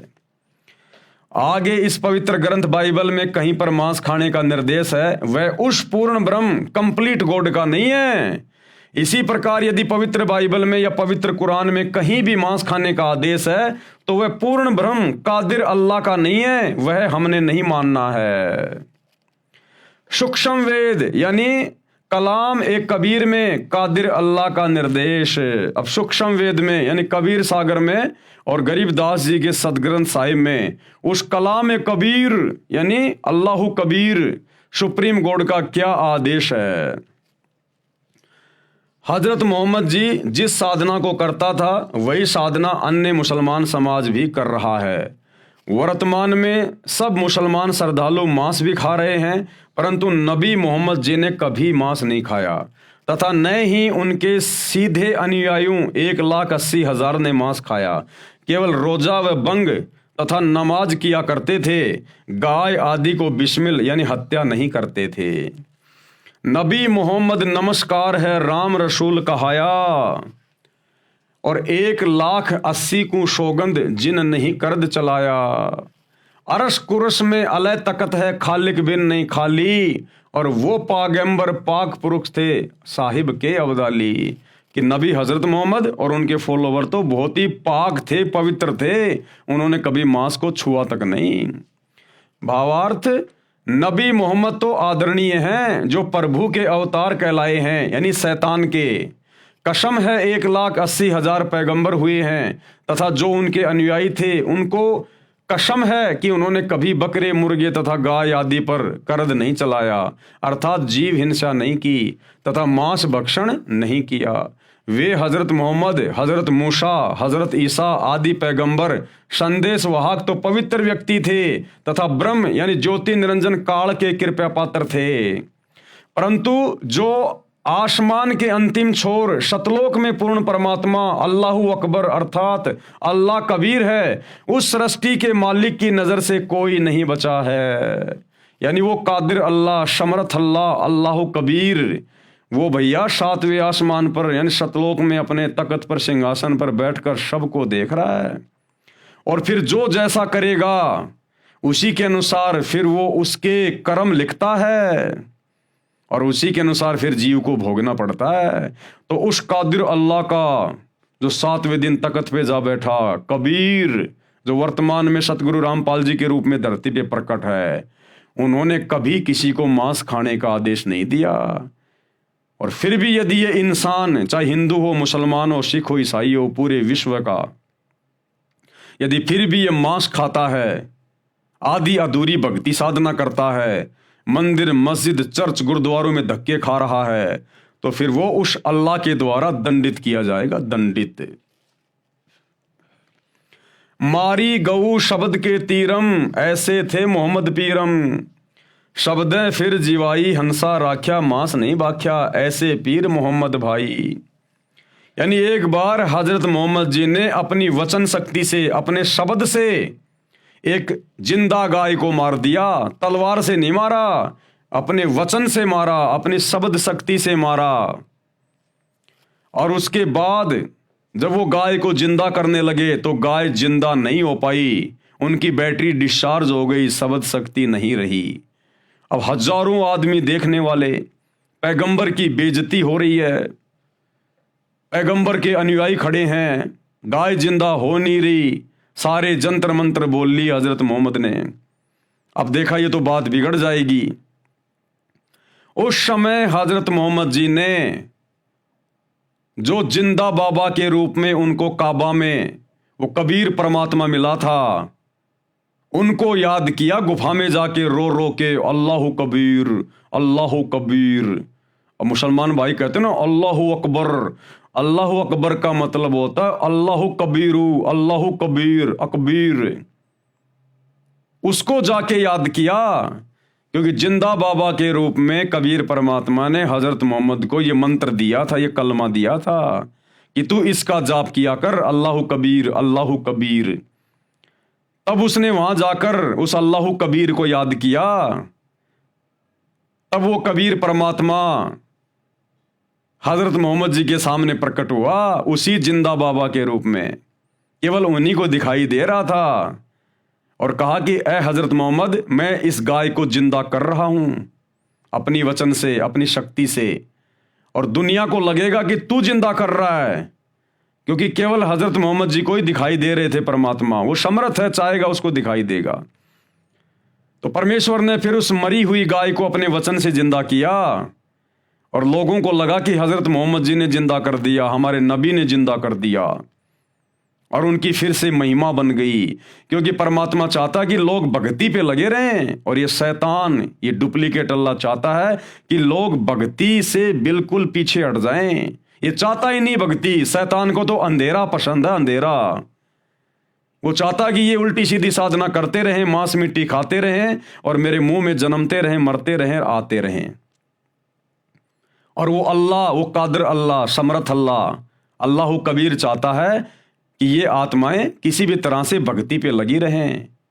और इस वर्तमान समय तक, जो वर्तमान में समय चल रहा है ना, ये भक्ति का युग है, ये भक्ति युग है। इस समय वो अल्लाह धरती पर संत रामपाल जी के रूप में बिल्कुल प्रत्यक्ष आया हुआ है। इस समय तक परमात्मा ने हम आत्माओं को धर्म से जोड़ के रखना था, हमारे को मनुष्य जन्म देने थे परमात्मा ने, और इस समय वो शत भक्ति देकर आज हमें पूर्ण मोक्ष का अधिकारी बना देगा, पूर्ण मोक्ष का अधिकारी। अन्यथा शैतान तो धरती से भक्ति का नामो निशान समाप्त करना चाहता है, नामो निशान। तो जैसे ही वो गाय जिंदा हुई, लोगों को लगा कि हजरत मोहम्मद जी ने जिंदा कर दी, हजरत मोहम्मद जी ने जिंदा कर दी, उनकी महिमा बन गई। अब हजरत मोहम्मद जी के शरीर छोड़कर जाने के 400-500 साल बाद में जो मुसलमान धर्म के जो ठेकेदार थे, जगह जगह जो इनकी जो संस्थाएं बन गई थी, इन्होंने एक निर्णय लिया कि क्यों ना हम उस दिन को मनाना शुरू कर दें यादगार के रूप में, जिस दिन हमारे नबी ने मरी हुई गाय को जिंदा किया था। तो सबने अपनी सहमति व्यक्त कर दी कि बहुत अच्छी बात है ये तो सभी लोगों ने क्या किया, जिस दिन हजरत मोहम्मद जी ने उस गाय को अपने वचन से मारा था और परमात्मा ने जिंदा किया था, उस दिन हजारों जगहों पर गाय काटने की शुरुआत कर दी कि इस बहाने हमारे को वो दिन याद रहेगा। तो हजारों जगह जहां जहां भी ये मुसलमान थे, इनकी जो संस्थाएं थी, वहां इन्होंने गाय काटनी शुरू कर दी। लेकिन ये गाय को खाया नहीं करते थे, मांस उस समय भी कोई नहीं खाता था, मुसलमान बड़ी नफरत करते थे। गाय को केवल काटना शुरू कर दिया उस दिन की याद बनाए रखने के लिए, और गाय को काट के फिर उसको जंगल में डाल के आ जाते थे। यह सिलसिला काफी लंबे समय तक चलता रहा। आगे चलकर एक समय भयंकर अकाल पड़ गया, अकाल, खाने को दाना भी नहीं मिल रहा लोगों को, और उसी समय उनका वो गाय काटने वाला दिन आ गया। अब हजारों जगह उन्होंने गाय काटी और जंगल में जाके फेंक के आ गए। अब जो लोग भूखे मर रहे थे मुसलमान, उन लोगों को खाने को कुछ नहीं मिल रहा था। अपनी जान बचाने के लिए वे लोग उस गाय का मांस उठाकर ले आए और उन्होंने पकाकर खाना शुरू कर दिया। अन्य लोगों ने, मुसलमानों ने देखा तो कहा ये तो बड़े निकम्मे आदमी हैं, इन्होंने तो अपना धर्म भ्रष्ट कर लिया, इन्होंने मांस खा लिया। ये सूचना उन्होंने अपने धर्म के ठेकेदारों को दी। अब इस प्रकार की सूचना जगह जगह से आने लग गई कि साहब वहां भी मांस खा लिया, वहां भी मांस खा लिया, वहां भी मांस खा लिया। अब कोई 2, 4, 5 होते तो उनको कोई सजा भी देते। सबको पकड़ पकड़ के लेके आ गए वो गांव वाले कि साहब देखो इसने मांस खाया, उस गाय का इसने मांस खाया। अब धर्म के ठेकेदारों ने देखा ये तो हजारों आदमी हैं, 1-2 को सजा दे दें, हजारों को कैसे दें, तो बात बिगड़ेगी। तो बाद में उन्होंने आपस में सलाह मशवरा किया और कहा कि भाई ऐसा है, हमने जब गाय काटी थी ना, हमने कलमा पढ़ा था, और कलमा पढ़ने के बाद में वो प्रसाद बन गया था, प्रसाद, मांस नहीं रहा, और उसको खाने से कोई पाप नहीं लगा। इस प्रकार फिर आगे चलकर ये बिजली पूरे मुसलमान समाज में गिर गई, पूरे मुसलमान समाज में। फिर तो ये परंपरा बन गई, रिवाज बन गया, कोई भी जानवर काटो कलमा पढ़ के, और कह दिया कि अब तो ये प्रसाद बन गया। अरे नालायकों, अपने बच्चों को काटो ना देखे। अगर ये कलमा पढ़ने से अगर मांस अगर प्रसाद बन रहा है और उसकी रूह जन्नत में जा रही है, ये मुल्ला मौलवी जब ये काटते हैं ये कलमा पढ़ के किसी भी जानवर को, तो कहते हैं हे अल्लाह, इसकी रूह को, इसकी आत्मा को जन्नत में जगह देना। जैसे अल्लाह इनके बाप का नौकर है कोई, जो जैसा ये कहेंगे अल्लाह वैसा ही करेगा। ये मनमुखी सोच है, मनमुखी धारणा। अगर इसी प्रकार कलमा पढ़ के अल्लाह से पुकार करके अगर किसी की गर्दन काटने से जन्नत मिलती है, तो पूरा मुसलमान समाज मस्जिदों में धक्के क्यों खा रहा है? जन्नत के लिए। काबा में क्यों जाता है? हज करने क्यों जाता है? जन्नत के लिए। अगर ऐसे ही जन्नत मिलती है तो अपने परिवार वालों की गर्दन काट कलमा पढ़ के, और उनके शरीर को तो खा ले प्रसाद समझ के कि ये तो प्रसाद बन गया, उसको तो प्रसाद समझ के खा ले, और आत्मा उसकी जन्नत में चली गई। अरे जन्नत के लिए तो भक्ति कर रहे हैं, तो इससे अच्छा मौका और क्या? जब तुम जानवरों को जन्नत में भेज रहे हो और उसके शरीर को प्रसाद बना के खा रहे हो, तो अपने बच्चों को काट काट के खाओ ना। तुम काटोगे, कलमा पढ़ोगे, आत्मा तो उसकी जन्नत में चली गई, और बाकी बच गया उसका शरीर, उसको पका पका के खाओ अपने घर पे। तो ये ड्रामेबाजी है, ड्रामेबाजी। ये नहीं चलेगी उस अल्लाह के दरबार में। तुमने उस दरगाह का महल नहीं देखा, धर्मराज के तिल तिल का लेखा। तो एक छोटा सा सत्संग गुरुदेव भगवान इस कादिर अल्लाह के मुकम्मल से कि किस प्रकार से मुसलमान धर्म में ये मांस खाने की शुरुआत हुई शैतान की प्रेरणा से, सुनिएगा। परमात्मा ने कहा क्या हुआ कि जब हजरत मोहम्मद जी ने वह गाय मार दी वतन तय पर जीवित ना हुई, अपने सारे कलमे कलमे पढ़ लिए उसने, तब कहते हैं मुझे याद किया कि हे जिंदा रूप वो परमात्मा मेरी मदद करो, मेरी इज्जत रखो। कहते हैं हम शब्द स्वरूपी बेग गया रे, तुरंत पहुंच गए हम, और मुई गऊ हम तत्काल जवाई।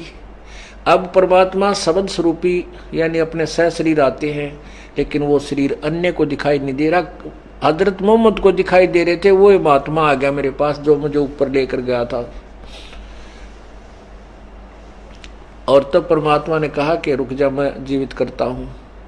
परमात्मा ने थपकी मारी, वो जीवित गाय जीवित होगी। लेकिन वो हजरत मोहम्मद को दिख रहे थे। हजरत मोहम्मद को परमात्मा ने कह दिया था कि ये लोग समझेंगे कि तूने ही जीवित कर दी है, मैं इनको दिखाई नहीं दे रहा हूं। तब परमात्मा, उसके बाद हजरत मोहम्मद जी की वाह वाह होगी, और उनके अनुयायियों ने कहा कि देख लो भाई विरोधियों, हमारे नबी पूर्ण नबी हैं। अब उसके कुछ हजरत मोहम्मद जी के जीव यानी शरीर प्राण त्याग जाने के उपरांत कई वर्षों 400-500 वर्ष के बाद तक, कुछ दिनों के बाद कुछ मुसलमान लोगों ने इकट्ठा होकर के एक स्कीम बनाई कि भी हमारे हजरत मोहम्मद जी ने जिस दिन गाय मार कर जीवित की थी उस दिन को मनाया करेंगे।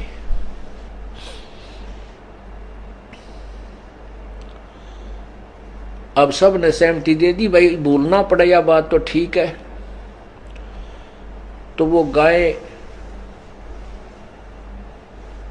को जिस उस दिन एक गाय को कलमा पढ़ के वो मंत्र सा बोल के उसको धीरे धीरे काट देते हैं, हलाल कहते हैं।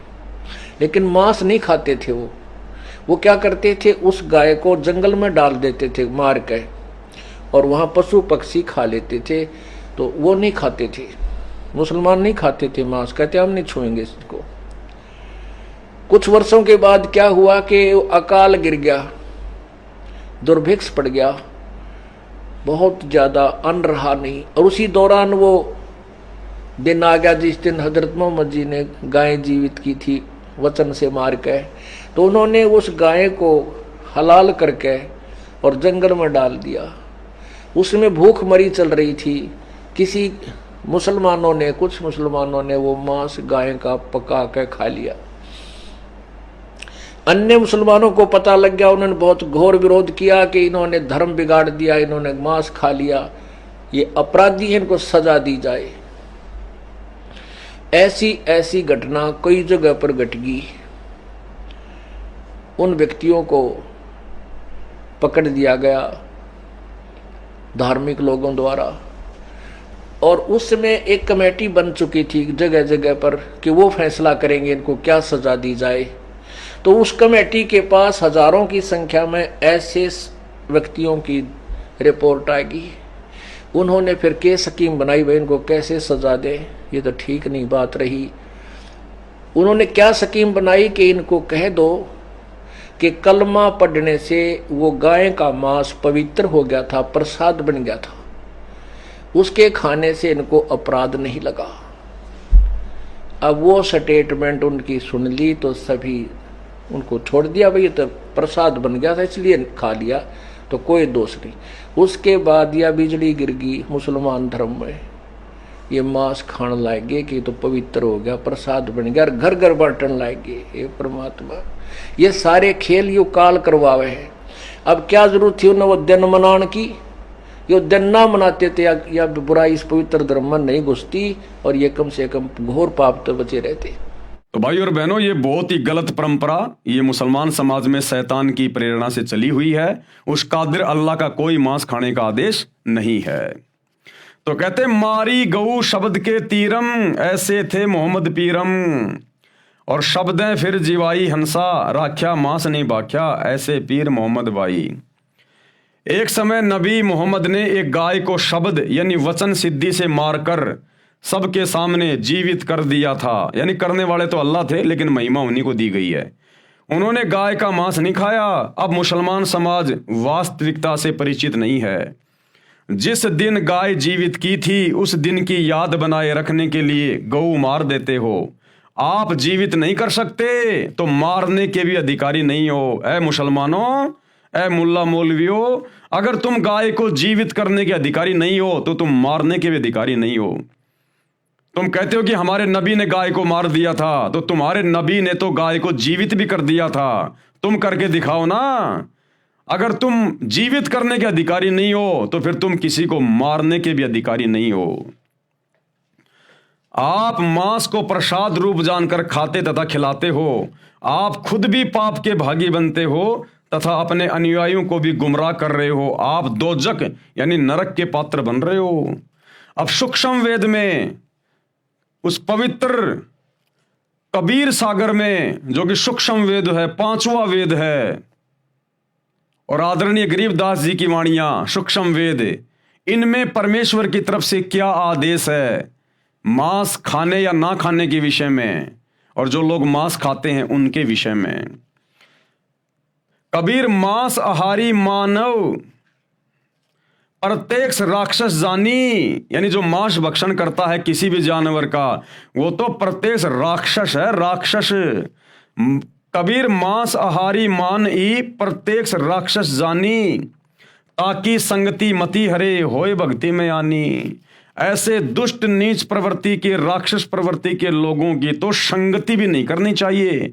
जो लोग मांस खाते हैं वो तो प्रत्यक्ष राक्षस हैं, उनके पास तो बैठना भी नहीं चाहिए।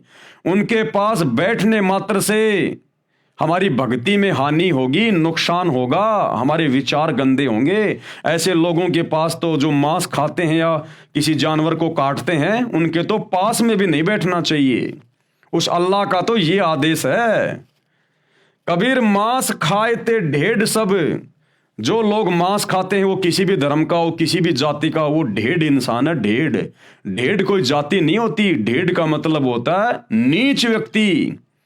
तो कहते हैं मांस खाने वाला चाहे हिंदू हो, चाहे मुस्लिम हो, चाहे सिख हो, चाहे ईसाई हो, विश्व का कोई भी प्राणी हो, वो ढेड व्यक्ति है, वो नीच है, नीच। कबीर मांस खाए ते ढेड सब, और मद पीवे सो नीच, और जो शराब पीते हैं वो महादुष्ट प्राणी है। कुल की दुर्मति पर हरे, राम कहे सो ऊंच। ऐसे व्यक्तियों की तो दुर्मति ये शैतान हर लेता है। उनके कुल की, परिवार की, उनके खानदान की दुर्गति होती है। पूरा का पूरा खानदान ऐसे लोगों का या तो कभी जल के मरेगा, या कभी एक्सीडेंट में मरेगा, या किसी बीमारी से मरेगा। यानी ऐसे लोगों की तो भयंकर दुर्गति से मौत होती है। और राम कहे सो ऊंच, और जो भक्ति करता है उस अल्लाहु राम की, उस अल्लाहु कबीर की, राम यानी जो सबसे बड़ा अल्लाह, सबसे बड़ा खुदा, दशरथ पुत्र राम नहीं। त्रेता युग में जो रामचंद्र जी आए थे वो तो खाली उनके शरीर का नाम था राम, केवल उनकी पहचान थी। वास्तव में राम कौन है? राम यानी अल्लाह, खुदा, सबसे बड़ा भगवान।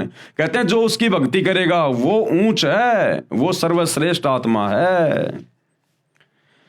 कबीर मांस बखे और मद पीवे, यानी जो जो लोग मांस खाते हैं और शराब पीते हैं, और धन वैश्याशो खाए, और जो लड़कियों से धंधा करवाते हैं, वैश्यावर्ती का धंधा करवाते हैं, और जुआ खेले, चोरी करे, और जो लोग जुआ खेलते हैं और चोरी करते हैं, अंत समूड़ा जाए, अंत में उनकी दुर्गति होगी, बर्बादी।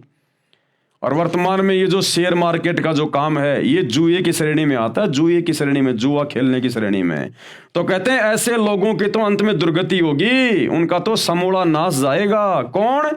मांस खाने वाले, शराब पीने वाले, नशा करने वाले। और धन वेश्या से खाए, यानी लड़कियों से जो वेश्यावृत्ति करवाता है फिर उस पैसे को खाता है, यानी उस पैसे से अपना पेट भर रहा है।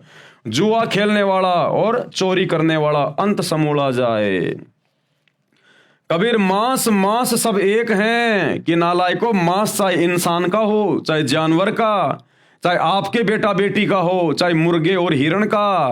कहते हैं मांस मांस सब एक हैं, मुर्गी हिरण गाय, आंखों देख नर खात है ते नर नरक में जाए। और फिर भी ये इंसान उसको खा रहा है काट काट के। कहते हैं अंत में वो नरक में जाके गिरेगा, दोजख की आग में जाके गिरेगा। वो चाहे हिंदू हो चाहे मुसलमान हो चाहे विश्व का कोई भी प्राणी क्यों ना हो, जो एक मांस दूसरे मांस को खा रहा है। कबीर ये कुकर को बख्श है। कबीर अल्लाह कह रहे हैं कि ये मांस खाना तो ये कुत्ते का भोजन है। कबीर ये कुकर को बख्श है। मनुष्य देह क्यों खाए हे नादान प्राणी, ये अनमोल मनुष्य जन्म प्राप्त करके तू क्यों ये गंदगी खा रहा है। मुख में आमिख मेल के नरक परेंगे जाए। कबीर पापी पूजा बैठ के बखे मांस मद दोई, कि एक तरफ तो तुम भक्ति करने का दिखावा करते हो, मुसलमान तुम मस्जिद में जाते हो नमाज करते हो, हिंदू तुम लोग मंदिर में जाते हो मूर्तियां पूज रहे हो, और दूसरी तरफ तुम लोग मांस खा रहे हो शराब पी रहे हो। तिनकी दीक्षा मुक्ति नहीं कोटि नरक फल होई। गुरु पद पर जो लोग बैठे हैं मुसलमान धर्म में हिंदू धर्म में किसी भी धर्म में, और उसके बाद वो मांस भी खाते हैं शराब भी पीते हैं नशा भी करते हैं, कैसे ऐसे लोगों से दीक्षा लेने से उपदेश लेने से मुक्ति नहीं होगी, दोनों नरक में जाएंगे दोनों के दोनों। कबीर जीव हने हिंसा करे, यानी जीव हत्या करता है, प्रकट पाप सिर होए, उसके सिर पर तो पाप रखा जा रहा है। निगम पुनि ऐसे पाप ते भिस्त गया नहीं कोई, ऐसे कुकर्म करने वाले आज तक तो कभी स्वर्ग में गए नहीं जन्नत में गए नहीं। अल्लाह कबीर कह रहा है कि ऐसे कुकर्म करने वाले जीव हत्या करने वाले आज तक कभी भी भिस्त में नहीं गए स्वर्ग में नहीं गए, उनके सिर पर तो पाप की गठरी रखी है। कबीर तिल भर मछली खाए के कोटि गऊ दे दान। कबीर अल्लाह कह रहा है कि अगर किसी ने तिल भर भी मछली खा ली यानी तिल भर भी मांस खा लिया, चाहे तुम 1 करोड़ गाय दान कर दो तुम्हारा वो पाप नहीं उतर सकता। अब सोचिए जो लोग रोजाना मांस खा रहे हैं बकरे बकरे काट के मुर्गियां काट के, उनके साथ में क्या बीतेगी। उस अल्लाह कबीर का तो ये आदेश है कि तिल भर मछली खाए के, तिल के दाने जितने भी अगर आपने मछली खा ली कोई भी मांस का टुकड़ा खा लिया, चाहे तुम 1 करोड़ गाय दान कर दो तुम्हारा वो पाप नहीं उतरेगा। और काशी करोत ले मरे तो भी नरक निदान, भले फिर तुम काशी में करोत लेके मर जाना तुम्हारा वो पाप नहीं उतरेगा।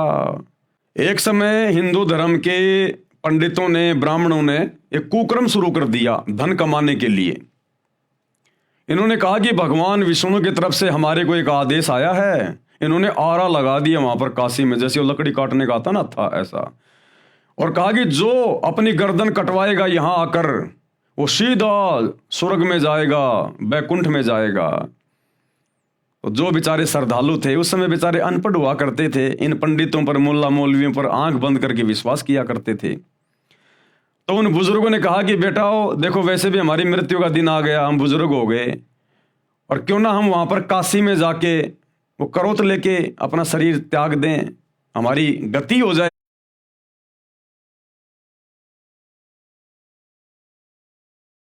सारा उनको एक्स्ट्रा उनको पैसा दे दिया करते थे। अब उन पंडितों ने देखा रे भाई भीड़ बहुत ज्यादा होने लग गई, बड़ी समस्या हो गई। उसके बाद उन्होंने एक आरा लगा दिया वहां पर गर्दन काटने का, और कहा कि भगवान विष्णु की तरफ से हमें आदेश आया है अगर किसी ने जल्दी भिस्त में जाना है स्वर्ग में जाना है तो आरे से गर्दन कटवा लो, और भैया आरे से गर्दन कटवाने के थोड़े पैसा एक्स्ट्रा लगेंगे। तो उन बुजुर्गों ने अपने बच्चों को बताया कि भाई ऐसे ऐसे है, हमें मरना तो है ही, 5-10 रुपये और दे दो पंडित जी को, हम जल्दी चले जाएंगे। तो उन लोगों ने, उन स्वार्थी पंडितों ने, उन धर्म के ठेकेदारों ने शैतान की प्रेरणा से, काल की प्रेरणा से वहां पर इंसानों को काटना शुरू कर दिया, इंसानों को काटना। तो कबीर परमात्मा कहते हैं अगर तूने तिल भर भी मांस खा लिया चाहे तू 1 करोड़ दान कर देना गायें, और चाहे तू काशी में जाके वो करोत लेके अपनी गर्दन कटवा के मर जाना, तो भी तेरे को बैकुंठ नहीं मिलेगा, घोर दंड का भागी बनेगा। कबीर तिल भर मछली खाए कह कोटि गऊ दे दान, काशी करोत ले मरे तो भी नरक निदान, नरक में जाएगा। कबीर बकरी पाती खात है ताकि काडी खाल, और जो बकरी को खात है तिनका कौन हवाल। कबीर परमात्मा अल्लाह कबीर मांस खाने के विषय में हम नर और नारियों को चेता रहे हैं कि ए मूर्खो, इस शैतान के प्रभाव में आके जो तुम ये कुकर्म कर रहे हो ना, उस अल्लाह का क्या आदेश है कि बकरी पाती खात है ताकि काडी खाल, कि नादानो विचार करो, बकरी शाकाहारी जानवर होता है, बेचारी घास फूस खा के किसी का दिल नहीं दुखाती, कोई हत्या नहीं करती, बेचारी सारा दिन घास फूस खा के अपना पेट भरती है, और उस बकरी की भी अंत में खाल उतारी जाती है। बकरी पाती खात है यानी वो तो बेचारी घास फूस खा के अपना पेट भर रही है, शाकाहारी है, और उसकी भी अंत में खाल उतारी जाती है, दुर्गति से उसकी मौत होती है। बकरी पाती खात है ताकि काडी खाल, और जो बकरी को खा रहे हैं उनका क्या होगा हवाल। और नालायक, तुम तो मांस खा रहे हो, तुम तो उस बकरी को खा रहे हो, सोचो तुम्हारा अंत में क्या होगा। जब घास फूस खाने वाली बकरी का ये हाल हो रहा है, तो बकरी को खाने वालों का क्या हाल होगा। परमात्मा हमें डरा रहे हैं सच्चाई बताकर।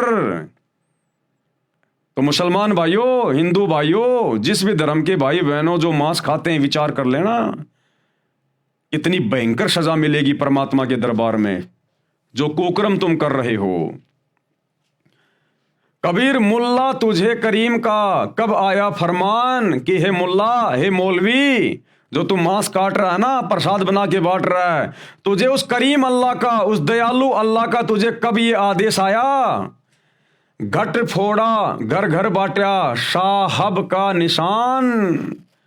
हे मुल्ला, हे मौलवी, हे काजी, तुझे उस करीम अल्लाह की तरफ से, अल्लाह कबीर की तरफ से कब आदेश आया ये जीव हत्या करने का, जो तू जीव काट काट के, ये कलमा पढ़ पढ़ के तू ये प्रसाद रूप में बांट रहा है।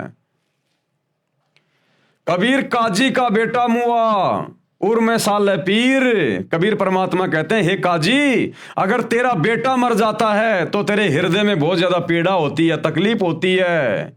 वह साहब सबका पिता भला न माने वीर, और वो साहब, वो अल्लाह तो सबका पिता है। कि मुल्ला, जब तेरा बेटा मर जाता है तो तुझे कितनी पीड़ा होती है, और वो साहब, वो कबीर अल्लाह तो सबका पिता है, गधे का, सूअर का, बकरी का, भेड़ का, इंसान का। और तू उस कबीर अल्लाह की आत्माओं को काट काट के खा रहा है, उसके बेटा बेटियों को काट काट के खा रहा है, वो कितना दुखी हो रहा होगा। ए मुल्ला, ए मौलवी, ए मांस खाने वालों, तुम्हारे साथ में क्या बीतेगी अंत में। कबीर पीर सबन को एक सी मूर्ख जाने नहीं। कबीर अल्लाह कह रहे हैं कि सबको एक जैसी पीड़ा होती है, चाहे बकरी हो, चाहे चींटी हो, चाहे हाथी हो, चाहे इंसान हो, सबके अंदर आत्मा है, सबका एक जैसा ही शरीर है अंदर, सबको पीड़ा होती है। देखिए, अपने बेटे का कोई नाखून उतार के खा के दिखाए, जो बकरी का गला काट देते हैं, गाय काट देते हैं, सूअर काट देते हैं, उस अल्लाह के बच्चों को मार मार के खा रहे हो। अपने बच्चे की उंगली काट के खा के दिखाओ कोई, तो कहते हैं पीड़ा सबको एक जैसी होती है। वो बकरा बकरी जो कसाई की दुकान पे बंधे होते हैं, और जब दूसरे बकरे को काटा जाता है तो वो देख देख के रोते हैं, वो भयभीत होते हैं, वो कि भाई हमारा भी नंबर आएगा, हमारा भी नंबर आएगा। और जब उनको काटा जाता है तो क्या वो चिल्लाते नहीं, क्या वो तड़पते नहीं है, क्या उनको दर्द नहीं होता है। तो परमेश्वर हमें जगा रहे हैं मूर्खों को जो शैतान के प्रभाव में है। कबीर पीर यानी पीड़ा सभी को एक सी मूर्ख जाने नहीं, लेकिन जो मूर्ख है, जो मंद बुद्धि है, जो शैतान के प्रभाव में है, वो इन बातों को नहीं जान पाता। अपना गला कटाए के क्यों न बसो भिस्त के माही। अगर इसी प्रकार से कलमा पढ़कर अगर किसी की गर्दन काटने से अगर उसको भिस्त में जगह मिल रही है, वो आत्मा अगर जन्नत में जा रही है, तो नालायक अपना खुद का गला क्यों नहीं काट रहा तू। अरे जाना तो तूने भी जन्नत में ही है, भिस्त में ही है। मंदिर मस्जिदों में तुम भी तो धक्के वहीं के लिए खा रहे हो। अगर इसी प्रकार से अगर भिस्त मिलता है, स्वर्ग मिलता है, जन्नत मिलती है, तो नालायक अपना भी गर्दन काट और अपने परिवार की भी काट है। कबीर मुर्गी मुल्ला से कहे जब करत है क्यों ही। वो मुर्गी यानी कोई भी जानवर जब वो काटता है तो वो मुर्गी उस मुल्ला से कह रही है कि मुझे जबरन क्यों मार रहा है, मुझे क्यों मार रहा है। साहब लेखा मांगसी संकट पड़ी है तो ही। अरे वो परमात्मा, वो साहेब, वो अल्लाह जब तू शरीर छोड़ के जाएगा वो हिसाब लेगा कि तूने मेरी आत्माओं को क्यों मारा, तेरे को किसने अधिकार दिया, तूने क्यों मांस खाया। कहते हैं उस समय तेरे लेने के देने पड़ जाएंगे मुल्ला। उस समय क्या जवाब देगा उस दरगाह में? तुमने उस दरगाह का महल नहीं देखा, धर्मराज का तिल तिल का लेखा। तो वो मुर्गी उस मुल्ला से कह रही है कि बेटा वहां तेरे लेने देने पड़ जाएंगे, अल्लाह के सामने तू क्या जवाब देगा फिर। कबीर जोर करी जब है करे, यानी जबरदस्ती करके और तुम उनकी हत्या कर रहे हो और मुख से कहे हलाल कि हमने तो इनको हलाल कर दिया, हलाल कर दिया।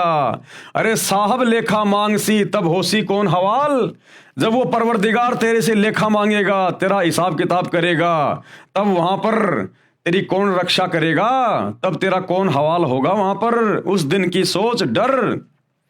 कबीर जोर किया जुल्म है मांगे जवाब खुदाए। आज जो तुम जोर जबरदस्ती जानवरों को मार रहे हो, काट रहे हो, तुम जुल्म कर रहे हो, वो खुदा तुमसे जवाब मांगेगा। और खालिक दर खूनी बड़ा मार मुही मुंह खाए। उस खालिक यानी उस परवरदिगार के दरबार में, उसकी दरगाह में जब तू खूनी हत्यारा वहां पर खड़ा होगा तो वहां पर तू मुंह ऊपर करके बात नहीं कर पाएगा। कबीर गला काट कलमा भरे किया कहे हलाल, साहब लेखा मांगसी तब होसी सवाल जवाब। कबीर गला गुस्सा का काटिए मियाँ कहर को मार, जो पांचों बिस्मिल करे तब पावे दीदार। कि कैसे तुम उस परमात्मा की दीदार करोगे जो ऐसे निकृष्ट कर्म यहां कर रहे हो जीव हत्या करके। कबीर ये सब झूठी बंदगी बेरिया पांच नमाज, कि ये तुम्हारी झूठी बंदगी है, ये तुम्हारी झूठी इबादत है। ये तुम दिन में तो रोजे करते हो, नमाज पढ़ते हो, रात को तुम जीव हत्या करते हो, बकरी काटते हो, गाय काटते हो, मुर्गा काटते हो। ये क्या बंदगी है तुम्हारी, क्या तुम ये भक्ति कर रहे हो। कबीर ये सब झूठी बंदगी बेरिया पांच नमाज, सांचे ही मारे झूठ पड़ी काजी करे अकाज। कबीर दिन को रोजा रहत है, दिन में तो तुम रोजा कर रहे हो, तुम ये व्रत कर रहे हो, और रात हनत है गाय, और जैसे ही रात्रि होती है तुम जानवर को काट देते हो, गाय को काट देते हो। यह खून वह बंदगी, एक तरफ तो तुम अल्लाह की इबादत कर रहे हो, दूसरी तरफ उसी की आत्मा, उसी की रूह को काट रहे हो। कहूं क्यों खुशी खुदाए। अरे ये कुकर्म करने से अल्लाह भला कैसे प्रसन्न होगा, कैसे खुश होगा तुमसे। कबीरा तेई पीर है जो जाने पर पीर। कबीर परमात्मा कहते हैं कि वास्तव में वही पीर है, यानी परमात्मा को जानने वाला है, अच्छी आत्मा है, जो जाने पर पीर, जो दूसरे की पीड़ा को जानता है। और जो पर पीर ने जान है, जो दूसरे की पीड़ा को नहीं जानता, सो काफिर बेपीर, वो तो काफिर है, काफिर। कबीर खूब खाना खिचड़ी, कि देखो खिचड़ी खाओ, दाल चावल खाओ, बासमती चावल खाओ, उसमें घी डालो देसी, ये है खाना, ये वाला खाना खाओ। कबीर खूब खाना खिचड़ी माही पड़ी टुकलोन, और मांस पराया खाए के गला कटावे कौन। नालायक ये जानवरों का मांस काट के तू खा जाता है, कहते हैं तेरा भी गला काटा जाएगा, ये तुझे इसका हिसाब किताब देना पड़ेगा। बदला कहीं न जात है तीन लोग के माही। कबीर कहता हूं कहीं जात हूं कहा जो मान हमार। कबीर अल्लाह कह रहा है, वो समर्थ परमात्मा, कि मैं तुमसे कह रहा हूं भाई मेरी बात मानो। और जाका गला तुम काट हो, जिसका आज तुम गला काट रहे हो, गर्दन काट रहे हो, सो फिर काटे तुम्हार, वो फिर एक दिन तुम्हारा गला काटेगा। आज चाहे मुल्ला हो, मौलवी हो, हिंदू हो, कोई भी हो, और जो आज जीव हत्या कर रहा है या फिर मांस खा रहा है बाहर से ला के, अगले जन्म में उस मुल्ला मौलवी ने जितने भी जानवर काटे हैं, बकरे काटे हैं, मुर्गे काटे हैं, वो बकरे और मुर्गे तो बनेंगे मौलवी, मुल्ला, कसाई, और वो कसाई मुल्ला मौलवी बनेगा अगले जन्म में मुर्गा बकरी, और इसी प्रकार से फिर अपना गला कटवाना पड़ेगा। ये यहाँ का रूल है, यहाँ का नियम है। तो परमात्मा कहते हैं, कबीर कहता हूं कहीं जात हूं कहा जो मान हमार, और जिसका गला तुम काट रहे हो सो फिर काटेगा तुम्हारे। कबीर हिंदू के दया नहीं मेहर तुरक के नाही। कबीर परमात्मा कह रहे हैं कि हिंदू के हृदय में बिल्कुल भी दया नहीं है जो मांस खाते हैं, और मेहर तुरक के नाही, और तुर्क यानी मुसलमान के भी बिल्कुल मेहर नहीं है, दया नहीं है। कहे कबीर दोनों गया लख 84 माही। ऐसा कुकर्म करने वाला चाहे हिंदू हो चाहे मुसलमान हो, दोनों 84 लाख योनियों में जाएंगे, गधे कुत्ते बन के अपना कर्म भोगेंगे। कबीर मुसलमान मारे करद से, यानी मुसलमान कहता है हम तो झटके से नहीं मारते, हम तो हलाल करते हैं, धीरे से गला काटते हैं, दर्द नहीं होता। तो कबीर परमात्मा कहते हैं बेटा चाहे धीरे से काट और चाहे झटके से काट, वो आत्मा तो मरी गई। क्या कहते हैं? कबीर मुसलमान मारे करद से और हिंदू मारे तलवार। हिंदू कहते हैं हम तो एक झटके में काट देते हैं, दर्द ही नहीं होने देते। और कहे कबीर दोनों मिले जहे जम के द्वार। कहते हैं चाहे धीरे मारो चाहे झटके से मारो, चाहे हलाल करो चाहे तलवार मारो, तुम दोनों के दोनों नालायक परमात्मा के दरबार में नीची गर्दन करके खड़े होगे। वहां पर तुम्हारे को लेने देने पड़ जाएंगे उस परमात्मा के दरबार में। दोनों कहां मिलेंगे? जम के द्वार है। उपरोक्त अमृतवाणी में कबीर खुदा यानी कबीर परमेश्वर ने समझाया है कि जो व्यक्ति मांस खाते हैं, शराब पीते हैं, सत्संग सुनकर भी बुराई नहीं त्यागते, उपदेश प्राप्त नहीं करते, उन्हें तो साक्षात राक्षस जानो, राक्षस। अनजाने में गलती ना जाने किससे हो जाए, यदि वह बुराई करने वाला व्यक्ति सत्संग विचार सुनकर बुराई त्याग कर भगवान की भक्ति करने लग जाता है तो वह नेक आत्मा है। यानी जब तक आपको सतगुरु रामपाल जी परमेश्वर जी का ज्ञान नहीं है, इस सच्चे अल्लाह का ज्ञान नहीं है, जब तक आप इनकी शरण में नहीं आते हैं, तब तक आपने जो भी कुछ किया वो आपने एक प्रकार से अनजाने में किया। यदि आप सतगुरु रामपाल जी की शरण में आ जाते हैं और अपनी सत भक्ति शुरू कर देते हैं, वो कुकर्म छोड़ देते हैं, तो परमेश्वर तुम्हारे पिछले सारे कुकर्मों को माफ कर देगा। ये समर्थ है, और आगे तुम्हें ज्ञान ऐसा दे देगा जिंदगी में तुम कभी चींटी को भी नहीं सताओगे। और भाई यदि तुम सतगुरु रामपाल जी की शरण में आए नहीं और तुमने जितनी भी जीव हत्या की हैं, भैया तुमने फिर अपना वो भोग भोगना पड़ेगा। उतनी बार तुमने वो जानवर बनने पड़ेंगे जितने जानवरों के तुमने गले काटे हैं। वह चाहे किसी भी जाति व धर्म का हो, जो मांस आहार तथा सुरापान त्याग कर यानी नशा करना छोड़कर प्रभु भक्ति नहीं करता, वह तो ढेढ़ यानी नीच व्यक्ति है। मांस खाए ते ढेढ़ सब और मद पीवे सो नीच। चाहे किसी जातीय धर्म का हो, भावार्थ है कि उच्च कर्म करने वाला उच्च है तथा नीच कर्म करने वाला नीच है। जातीय धर्म विशेष में जन्म मात्र से ऊंच नीच नहीं होता। अगर कोई ब्राह्मण ये कहता कि मैं तो ऊंची जाति का हूं, और अगर वो मांस खाता है, शराब पीता है, जुआ खेलता है, चोरी करता है, झूठ बोलता है, तो वो सबसे बड़ा नीच है, सबसे बड़ा नीच है। और जिसको लोग नीच समझते हैं, छोटी जाति वाले, वो अगर ये जीव हत्या करना छोड़कर मांस वगैरह नहीं खाता, शराब नहीं पीता, चोरी जारी नहीं करता और भगवान की भक्ति करता है, तो उस ब्राह्मण से लाख गुना ऊंच है वो, लाख गुना ऊंच। यानी जाति से कोई ऊंचा नीचा नहीं होता, कर्मों से लोग ऊंचे नीचे होते हैं। जाति या धर्म विशेष में जन्म मात्र से ऊंच नीच नहीं होता। जिन भक्तों ने उपदेश ले रखा है, अब देखो भाई और बहनों ध्यान से सुनना, आप और हम जितने भी सतगुरु रामपाल जी परमेश्वर जी के इस अल्लाह कबीर के फॉलोवर हैं, भगत हैं, हमारे लिए परमात्मा कितनी अच्छी शिक्षा दे रहे हैं। क्या कह रहे हैं गुरुदेव? ये जितने भी प्रकार के लोग जो इस प्रकार के कुकर्म कर रहे हैं ना, ये कोई मांस खा रहा है, कोई शराब पी रहा है, कोई बीड़ी पी रहा है, कोई हुक्का पी रहा है, कोई तमाकू पी रहा है, कोई राजनीति कर रहा है, हमें गुरुदेव भगवान ने, अल्लाह कबीर ने ऐसे लोगों के पास में बैठने से भी मना किया है। क्या कह रहे हैं? जिन साधकों ने यानी भक्तों ने उपदेश ले रखा है, उन्हें उपरोक्त प्रकार के बुराई करने वालों के पास नहीं बैठना चाहिए, जिससे आपकी भक्ति में बाधा पड़ेगी। अब बताओ भाई, सतलोक आश्रमों से जुड़े हुए भाई बंधु, गुरुदेव का परिवार, उनके बेटा बेटी, भाई बंधु, रिश्तेदार, अब बताओ, इन लोगों ने आनंदपाल जैसे गुंडों की सीबीआई जांच करवाई, उनके साथ में बैठे उनके धरनों पर, उनकी रैलियों में। हरियाणा के जाट आरक्षण में लाखों भक्तों को जाटों के धरने पे बैठाया, करोड़ों रुपया भक्तों का चंदे के रूप में दिया। अब बताओ भाई और बहनों, गुरुदेव के दोनों लड़के जाट महासभा में जाके जाटों की धर्मशाला का उद्घाटन कर रहे हैं, नेताओं के साथ बैठ के खा रहे हैं, पी रहे हैं। अरे वो तो जगत के लोग हैं भैया, वो तो मांस भी खाते हैं, शराब भी पीते हैं। उक्का तो हरियाणा के जाटों का कभी बंद ही नहीं होता।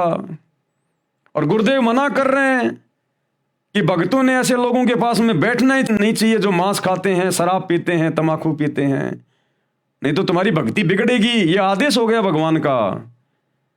तो सोचिए आप और हम सत्सेवक भाई बहन जिनको गुरुदेव ने साथ संगति से जोड़ दिया, हम तो ऐसे लोगों की शक्ल देखना भी पसंद नहीं करते। और गुरुदेव का परिवार और ये लाखों की संगत जो आश्रमों से जुड़ी है, ये नादानी में ऐसे जगत वाले लोगों की गोद में जाके बैठ रही है। तो सोचिए कितने बड़े पापी हैं ये लोग, अपने गुरु की अवहेलना कर रहे हैं, उनके वचन की अवहेलना कर रहे हैं, कादिर कबीर परमेश्वर के वचन की अवहेलना कर रहे हैं। क्या बीतेगी इनके साथ में। जिन भक्तों ने उपदेश ले रखा है उन्हें उपरोक्त प्रकार के बुराई करने वालों के पास नहीं बैठना चाहिए, जिससे आपकी भक्ति में बाधा पड़ेगी। जो व्यक्ति मांस भक्षण करते हैं, शराब पीते हैं, जो स्त्री वेश्यावर्ती करती है तथा जो व्यक्ति उससे व्यवसाय करवाकर वेश्या से धन प्राप्त करते हैं और जुआ खेलते हैं तथा चोरी करते हैं, समझाने से भी नहीं मानते, वह तो महापाप के भागी हैं तथा घोर नरक में गिरेंगे। मांस चाहे गाय, हिरण तथा मुर्गी आदि आदि किसी भी प्राणी का है, जो व्यक्ति मांस खाते हैं वे नरक के भागी हैं। जो व्यक्ति अनजाने में मांस खाते हैं, जैसे आप किसी रिश्तेदारी में गए, आपको पता ही नहीं लगा कि सब्जी है या मांस, आपने खा लिया, तो आपको दोष नहीं है, परंतु आगे से अति सावधान रहना है। अगर धोखे से अगर किसी भगत को या किसी व्यक्ति को अगर कोई मांस खिला दे सब्जी के बहाने, या किसी कोल्ड ड्रिंक में शराब डाल के पिला दे, बियर डाल के पिला दे धोखे से, और यदि आपने मांस खा लिया, वो शराब पी ली यदि आपने धोखे से, भले आपने सतगुरु रामपाल जी से उपदेश ले रखा है, और यदि आपके साथ में किसी ने धोखा कर दिया इस प्रकार से, तो आपकी मर्यादा खंडित नहीं है, आपका नाम खंडित नहीं है। लेकिन आगे से उन लोगों की, उन दुष्टों की शक्ल भी नहीं देखनी हमने। आगे से हमने अति सावधान रहना है, अति सावधान। तो परमात्मा हमें भी कुछ सावधानियां बता रहे हैं। तो आपको दोष नहीं है, परंतु आगे से अति सावधान रहना है। जो व्यक्ति आंखों देखकर भी खा जाते हैं वे दोषी हैं, और जिनको पता है कि सामने तेरे मांस परोसा जा रहा है, तेरे सामने ये बियर की बोतल ला के रख दी और उनके साथ बैठ के खा रहा पी रहा है, वो परमात्मा के दोषी हैं। जो व्यक्ति आंखों देखकर भी खा जाते हैं वे दोषी हैं।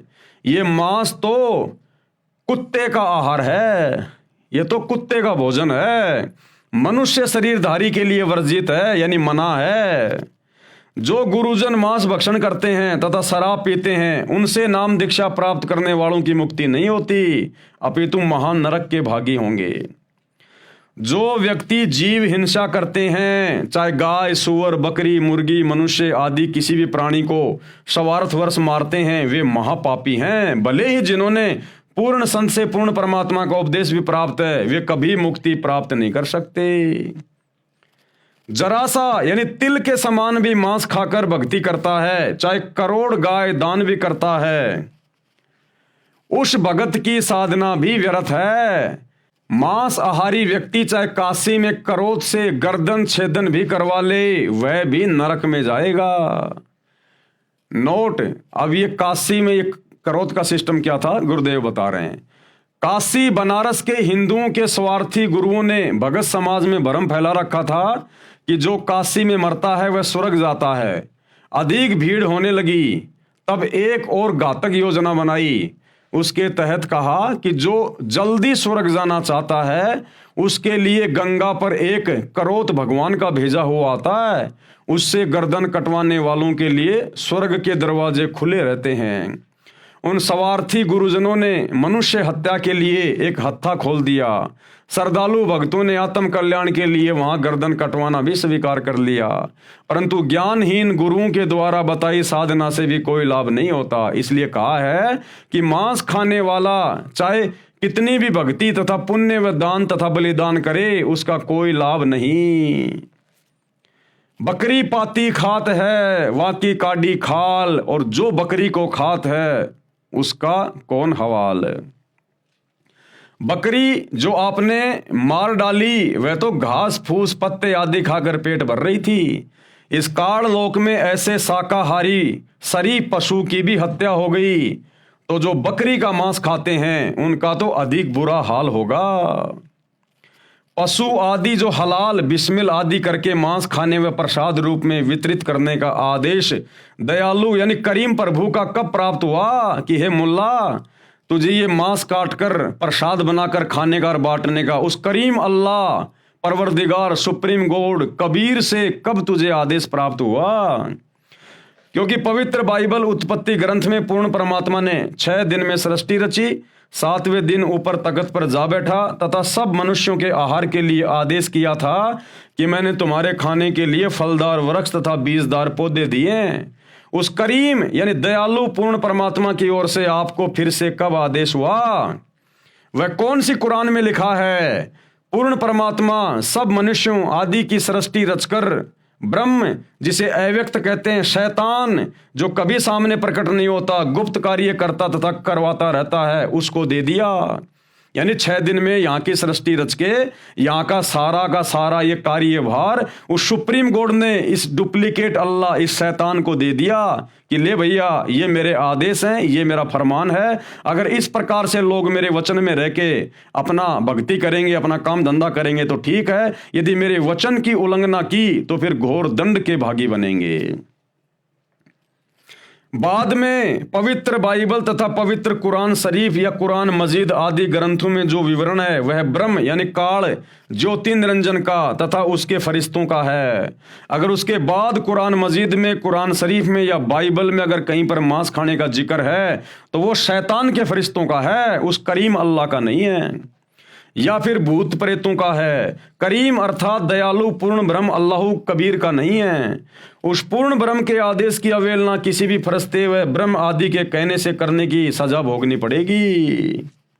और एक उदाहरण दे रहे हैं गुरुदेव भगवान कि परमात्मा के संविधान को तोड़कर जो व्यक्ति शैतान के संविधान को मानकर ये उल्टे काम करेगा, मांस खाएगा, शराब पिएगा, चोरी जारी करेगा, वो फिर कैसे सजा भोगेगा। एक उदाहरण दे रहे हैं गुरुदेव।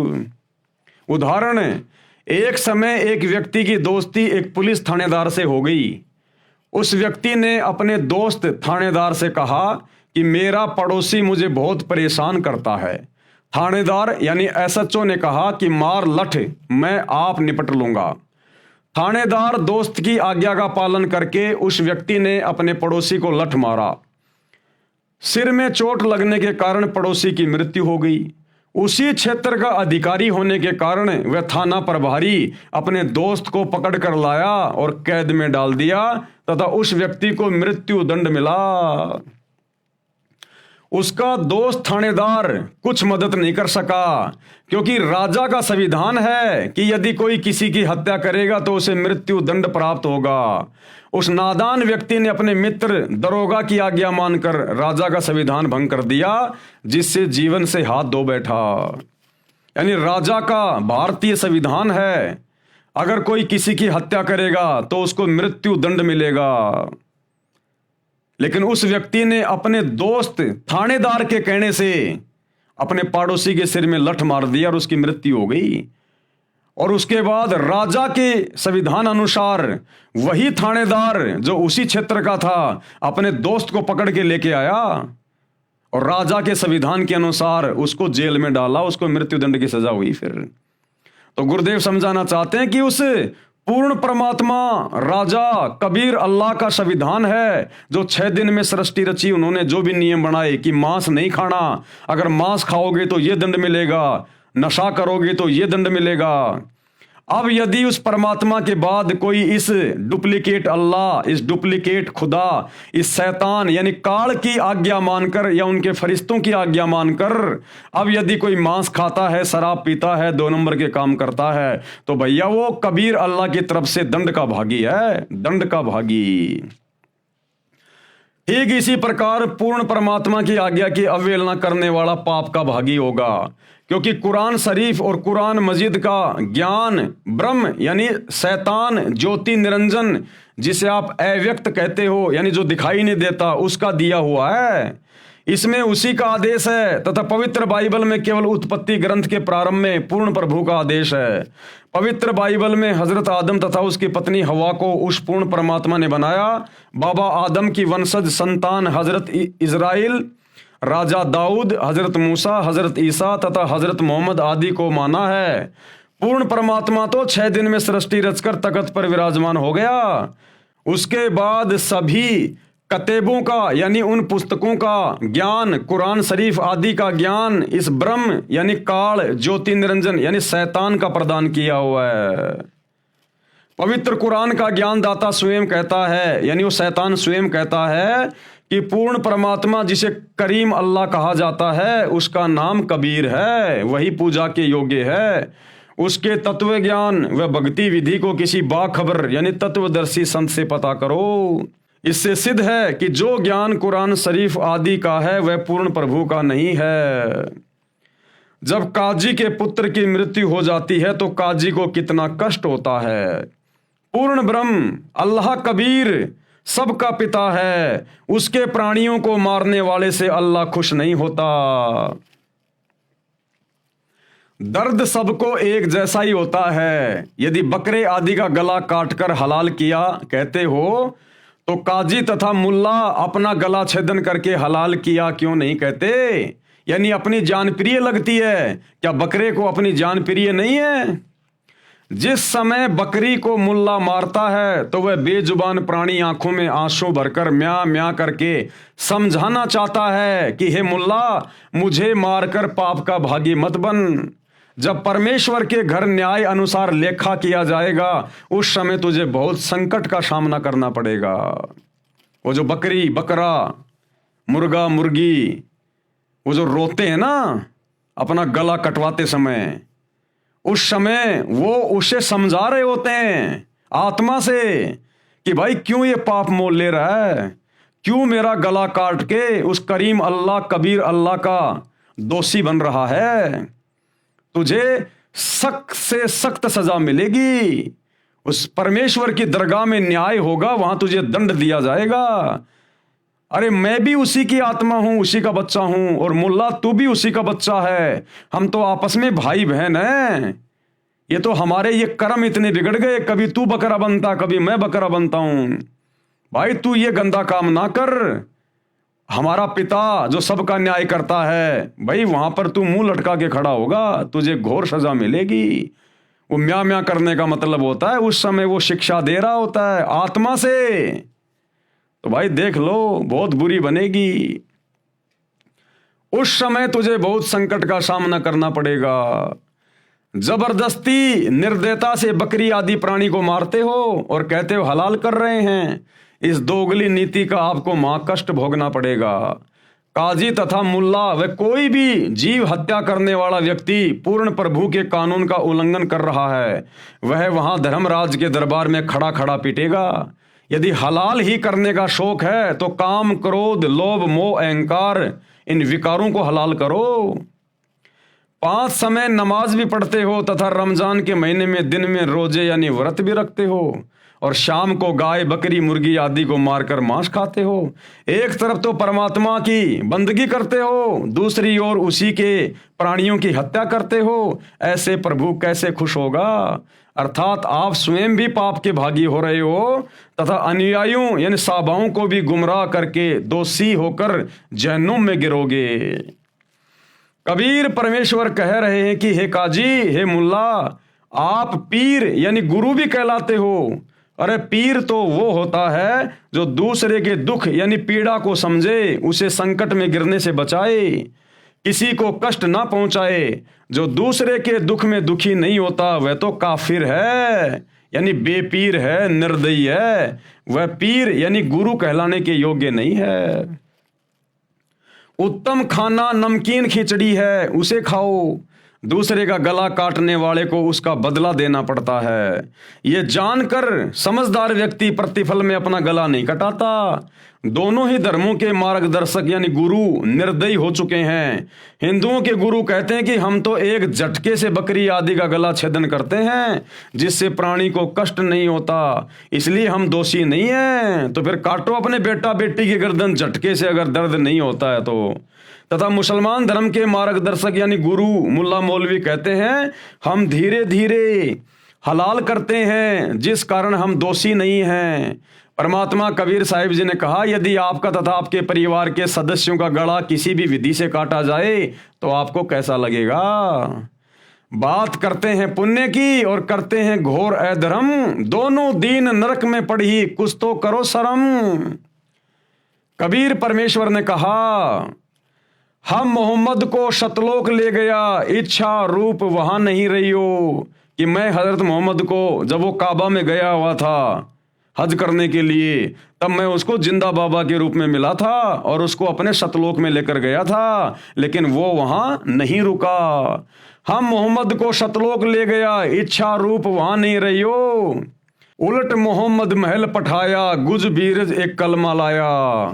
तो परमेश्वर कबीर अल्लाह ने कहा कि मैंने वापस हजरत मोहम्मद को महल यानी उसके शरीर में छोड़ दी उसकी आत्मा, और गुज बीरज एक कलमा लाया, और वहां मैंने उसको एक कलमा दिया था, अल्लाहु कबीर कि तू ये नाम जाप किया कर। रोजा बंग निमाज दई रे, मैंने हजरत मोहम्मद को रोजा रखने के लिए कहा था, बंग के लिए कहा था और निमाज पढ़ने के लिए कहा था, और बिस्मिल की नई बात कही रे, ये जीव हत्या करने का मैंने कोई आदेश नहीं दिया। भावार्थ नबी मोहम्मद को मैं कबीर अल्लाह शतलोक लेकर गया था, परंतु वहां न रहने की इच्छा व्यक्त की, वापस मोहम्मद जी को शरीर में भेज दिया। नबी मोहम्मद जी को काल ब्रह्म से पर्दे के पीछे से जो आदेश मिला था, उस आदेश में काल ने भी रोजा बंग, ऊंची आवाज में प्रभु स्तुति करना तथा 5 समय की नमाज करना तो कहा था, परंतु गाय आदि प्राणियों को बिस्मिल करने यानी मारने को नहीं कहा। कुरान में बाद में फरिश्ते का आदेश लिखा है जो कि महापाप है। यानी परमेश्वर कह रहे हैं कि रोजा बंग नमाज दई रे, कि ये थोड़ी बहुत भक्ति करने के आदेश तो दिए गए थे हजरत मोहम्मद को, लेकिन बिस्मिल की नहीं बात कही रे, लेकिन ये गाय काटने की, हत्या करने की, ये हमने किसी प्रकार का कोई इनको आदेश नहीं दिया। ये तो शैतान ने और उसके फरिश्तों ने फिर ये आदेश आगे मुसलमान धर्म में दिया है। तो भाई जो लोग मांस खाते हैं ये उल्टे कर्म कर रहे हैं, जीव हत्या कर रहे हैं, और सच्चे खुदा की सच्ची इबादत ना करके इस डुप्लीकेट अल्लाह को, शैतान को ही अपना खुदा मान के जो मुसलमान भाई अपनी इबादत कर रहे हैं, भाई परमात्मा के दोषी बन रहे हो। परमात्मा के ये उस मालिक का संविधान धीरे धीरे आप लोगों की आंखों के सामने आ रहा है। ये मेरे वीडियो केवल आप लोगों तक जानकारी पहुंचाने के लिए हैं, बाकी आपको विशेष जानकारी आपको सतगुरु रामपाल जी के सत्संगों से प्राप्त होगी। आपकी आत्मा पे विशेष चोट लगेगी, प्रभाव पड़ेगा, आपका हृदय परिवर्तित होगा जब आप सतगुरु रामपाल जी के मुख कमल से उनके सत्संग सुनना शुरू करोगे। ये हमारे द्वारा वीडियो बनाना तो केवल एक नॉलेज मात्र है, एक संदेशा है आप लोगों तक पहुंचा रहे हैं कि आप लोग सतगुरु रामपाल जी के सत्संग सुनना शुरू करें। आगे भाई और बहनों, कल हम देखेंगे पवित्र ग्रंथ कुरान में प्रवेश से पहले ये जो 6 वीडियो बने हैं, ये 6 वीडियो तो एकमात्र भूमिका बनी है, भूमिका मुसलमान भाइयों को समझाने के लिए कि तुम्हारी कुरान शरीफ क्या कहती है, बाइबल क्या कहती है, कुरान मजीद क्या कहती है, अल्लाह कौन है, शैतान कौन है, मांस खाने का आदेश अल्लाह का है या शैतान का है, सच्ची भक्ति क्या है, सच्ची इबादत क्या है। ये केवल एक भूमिका बनी है अभी तक जो 6 वीडियो बने हैं। कल जो 7वां वीडियो आप देखेंगे रात्रि 8 बजे, तो परमेश्वर कह रहे हैं पवित्र ग्रंथ कुरान में प्रवेश करने से पहले ये आगे का जो ज्ञान है मुसलमान धर्म की पुस्तकों का, ये कल से शुरू होगा, कल से। तो सभी भाई बहन कल रात्रि 8 बजे दास के Facebook page Pawan Das is live के ऊपर लाइव जुड़ें। तब तक गुरुदेव भगवान हम सबको आज्ञा दें, इजाजत दें, सद्बुद्धि दें, आशीर्वाद दें। बंदी छोड़ अल्लाहु कबीर, सतगुरु रामपाल जी परमेश्वर की जय हो।